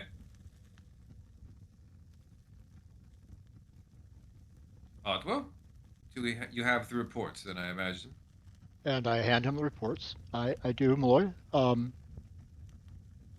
There's one thing that I didn't probably detail as well as I should have in there, but I wanted to talk to you first. Yes, what is it? The magic item that we were sent to investigate, apparently powerful artifact in Bryn Shander. I managed to grab the item itself, and I was starting to look at it, and it jumped onto Tira's finger. It was a ring. I see. This magic item was the ring, and you say it jumped to Tira's finger. Yeah. I mean, when I first reached for the ring, I had to actually concentrate a little bit and avoid it from, I don't know, taking control of me or jumping on my hand or something. I'm not sure exactly what. I have since identified it, and it is a very powerful ring, and it contains a very powerful spirit. I'm not entirely sure what to do about it, but I think Tira's actually become a little more violent since she's had this ring, and she is definitely very protective of it. You have cast Identify on the ring, I imagine? I did, yes. Do you have a copy of the Identify recording? I do. How many copies do you have? I think I just have the one that was in my book. I would have the 1 copy if you don't mind.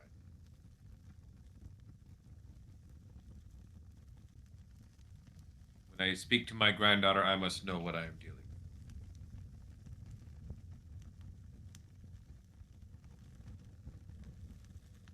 with. As you wish. Actually, would you mind if I just copied, made a copy and gave you the copy, or? Yes, make a copy and then erase the original from your book, if you don't mind. I would have only 1 copy circulating.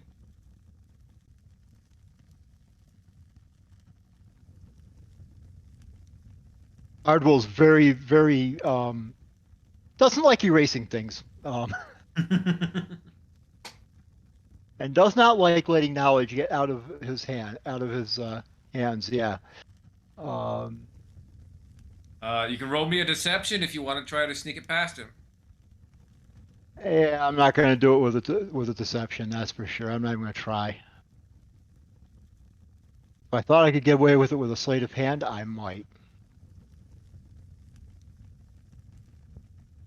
I don't know. I wouldn't see a sleight of hand on this. You're not stealing something. You're trying to convince him you didn't do something, or you did something that you didn't do. Yeah, yeah. I was thinking maybe a sleight of hand might be making a simultaneous second copy. I will tell you what. Let's roll a history check. We're gonna call it an 18. 9. I was gonna see if you had memorized the identify, but alas, you have not. Nope.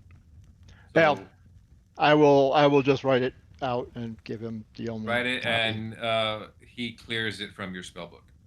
Yeah. A little bit later that day, Tira, you're called to your grandfather's study. Okay. He comes in, he goes, "Granddaughter, have a seat." Uh huh. I sit And down. he makes a little flick motion with his hand, and the door to the study locks. And you see runes light up on the door, and you know that nobody can hear anything that goes on in here now. Yeah. Okay. It has been brought to my attention, dear granddaughter, that you are in possession of a very dangerous object. Yeah, I rescued it from the giants, and it's really it it's actually been really helpful in that the Yetis were not even able to hurt me. It was amazing.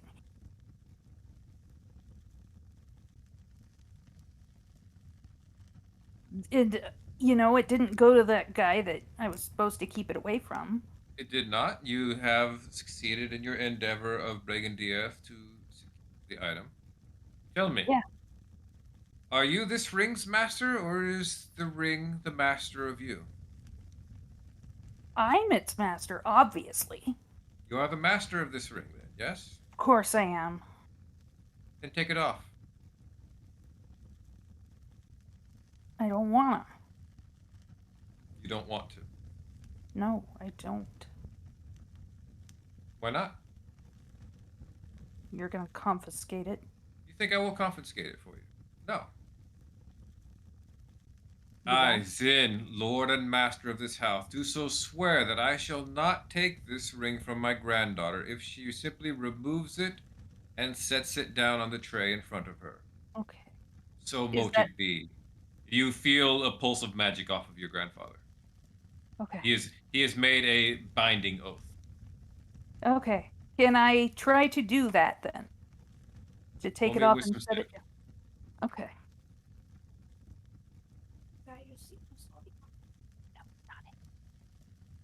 No, not it. 1 second.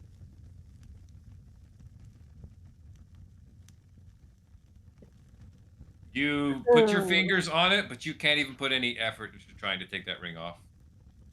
I really don't want to take it off. See, your grandfather's just dead staring at you.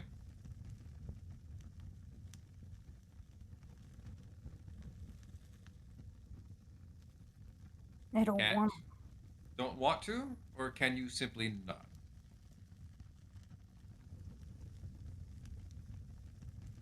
I don't wanna. Do not lie to me, granddaughter. Do I? Okay, my understanding is that's how I feel. Is that That is correct? how you feel, but in this instance, you actually tried to take the ring off. Maybe it's both. Would seem to me you are not the master of this ring. I can be. I can. Can- I can. Can you? Do you believe you can master this item? Yeah. How certain are you?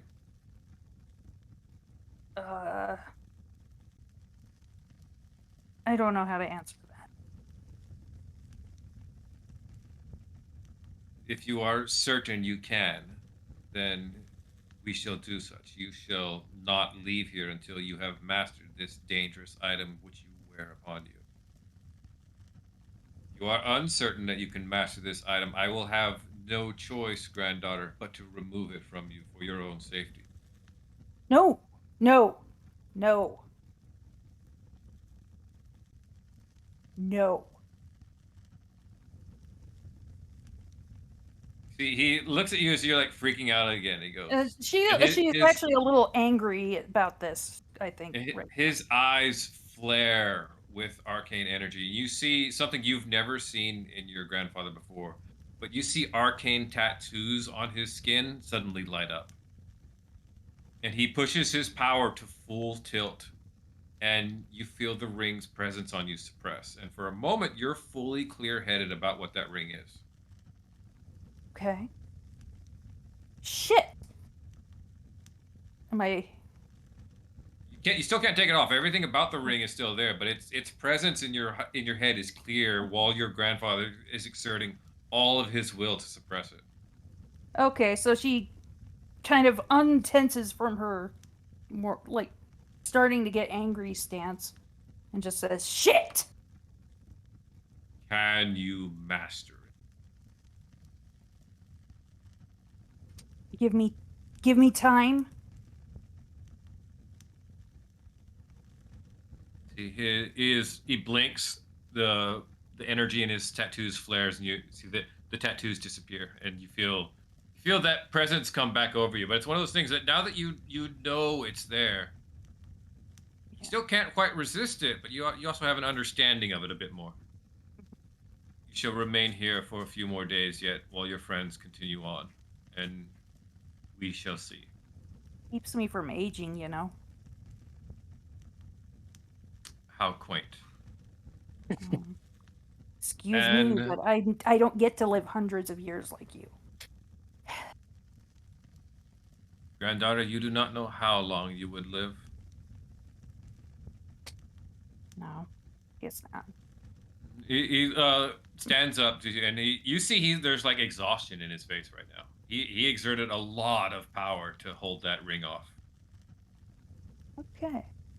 And he reaches up and just kind of like runs his fingers through the top of your hair a bit and taps you with his forehead to forehead. It's going to be okay. Okay. I believe. And that's where we're going to close for the week. No. So the canon thing will happen. It was what occurred later on is you guys probably did like another day there. We'll do some stuff later on. We'll figure out what else Lazarus was able to discover and find out in the library. Karask, of course, got the information about the barbarian tribe from the library as well. So that's what you guys would do the next couple days. Last week's is what we did. Honestly, we should flip the numbering of these 2 episodes. But so that's gonna, and Tira will have remained back with her grandfather for a couple of days, helping to gain some degree of control and mastery over the Ring of Winter.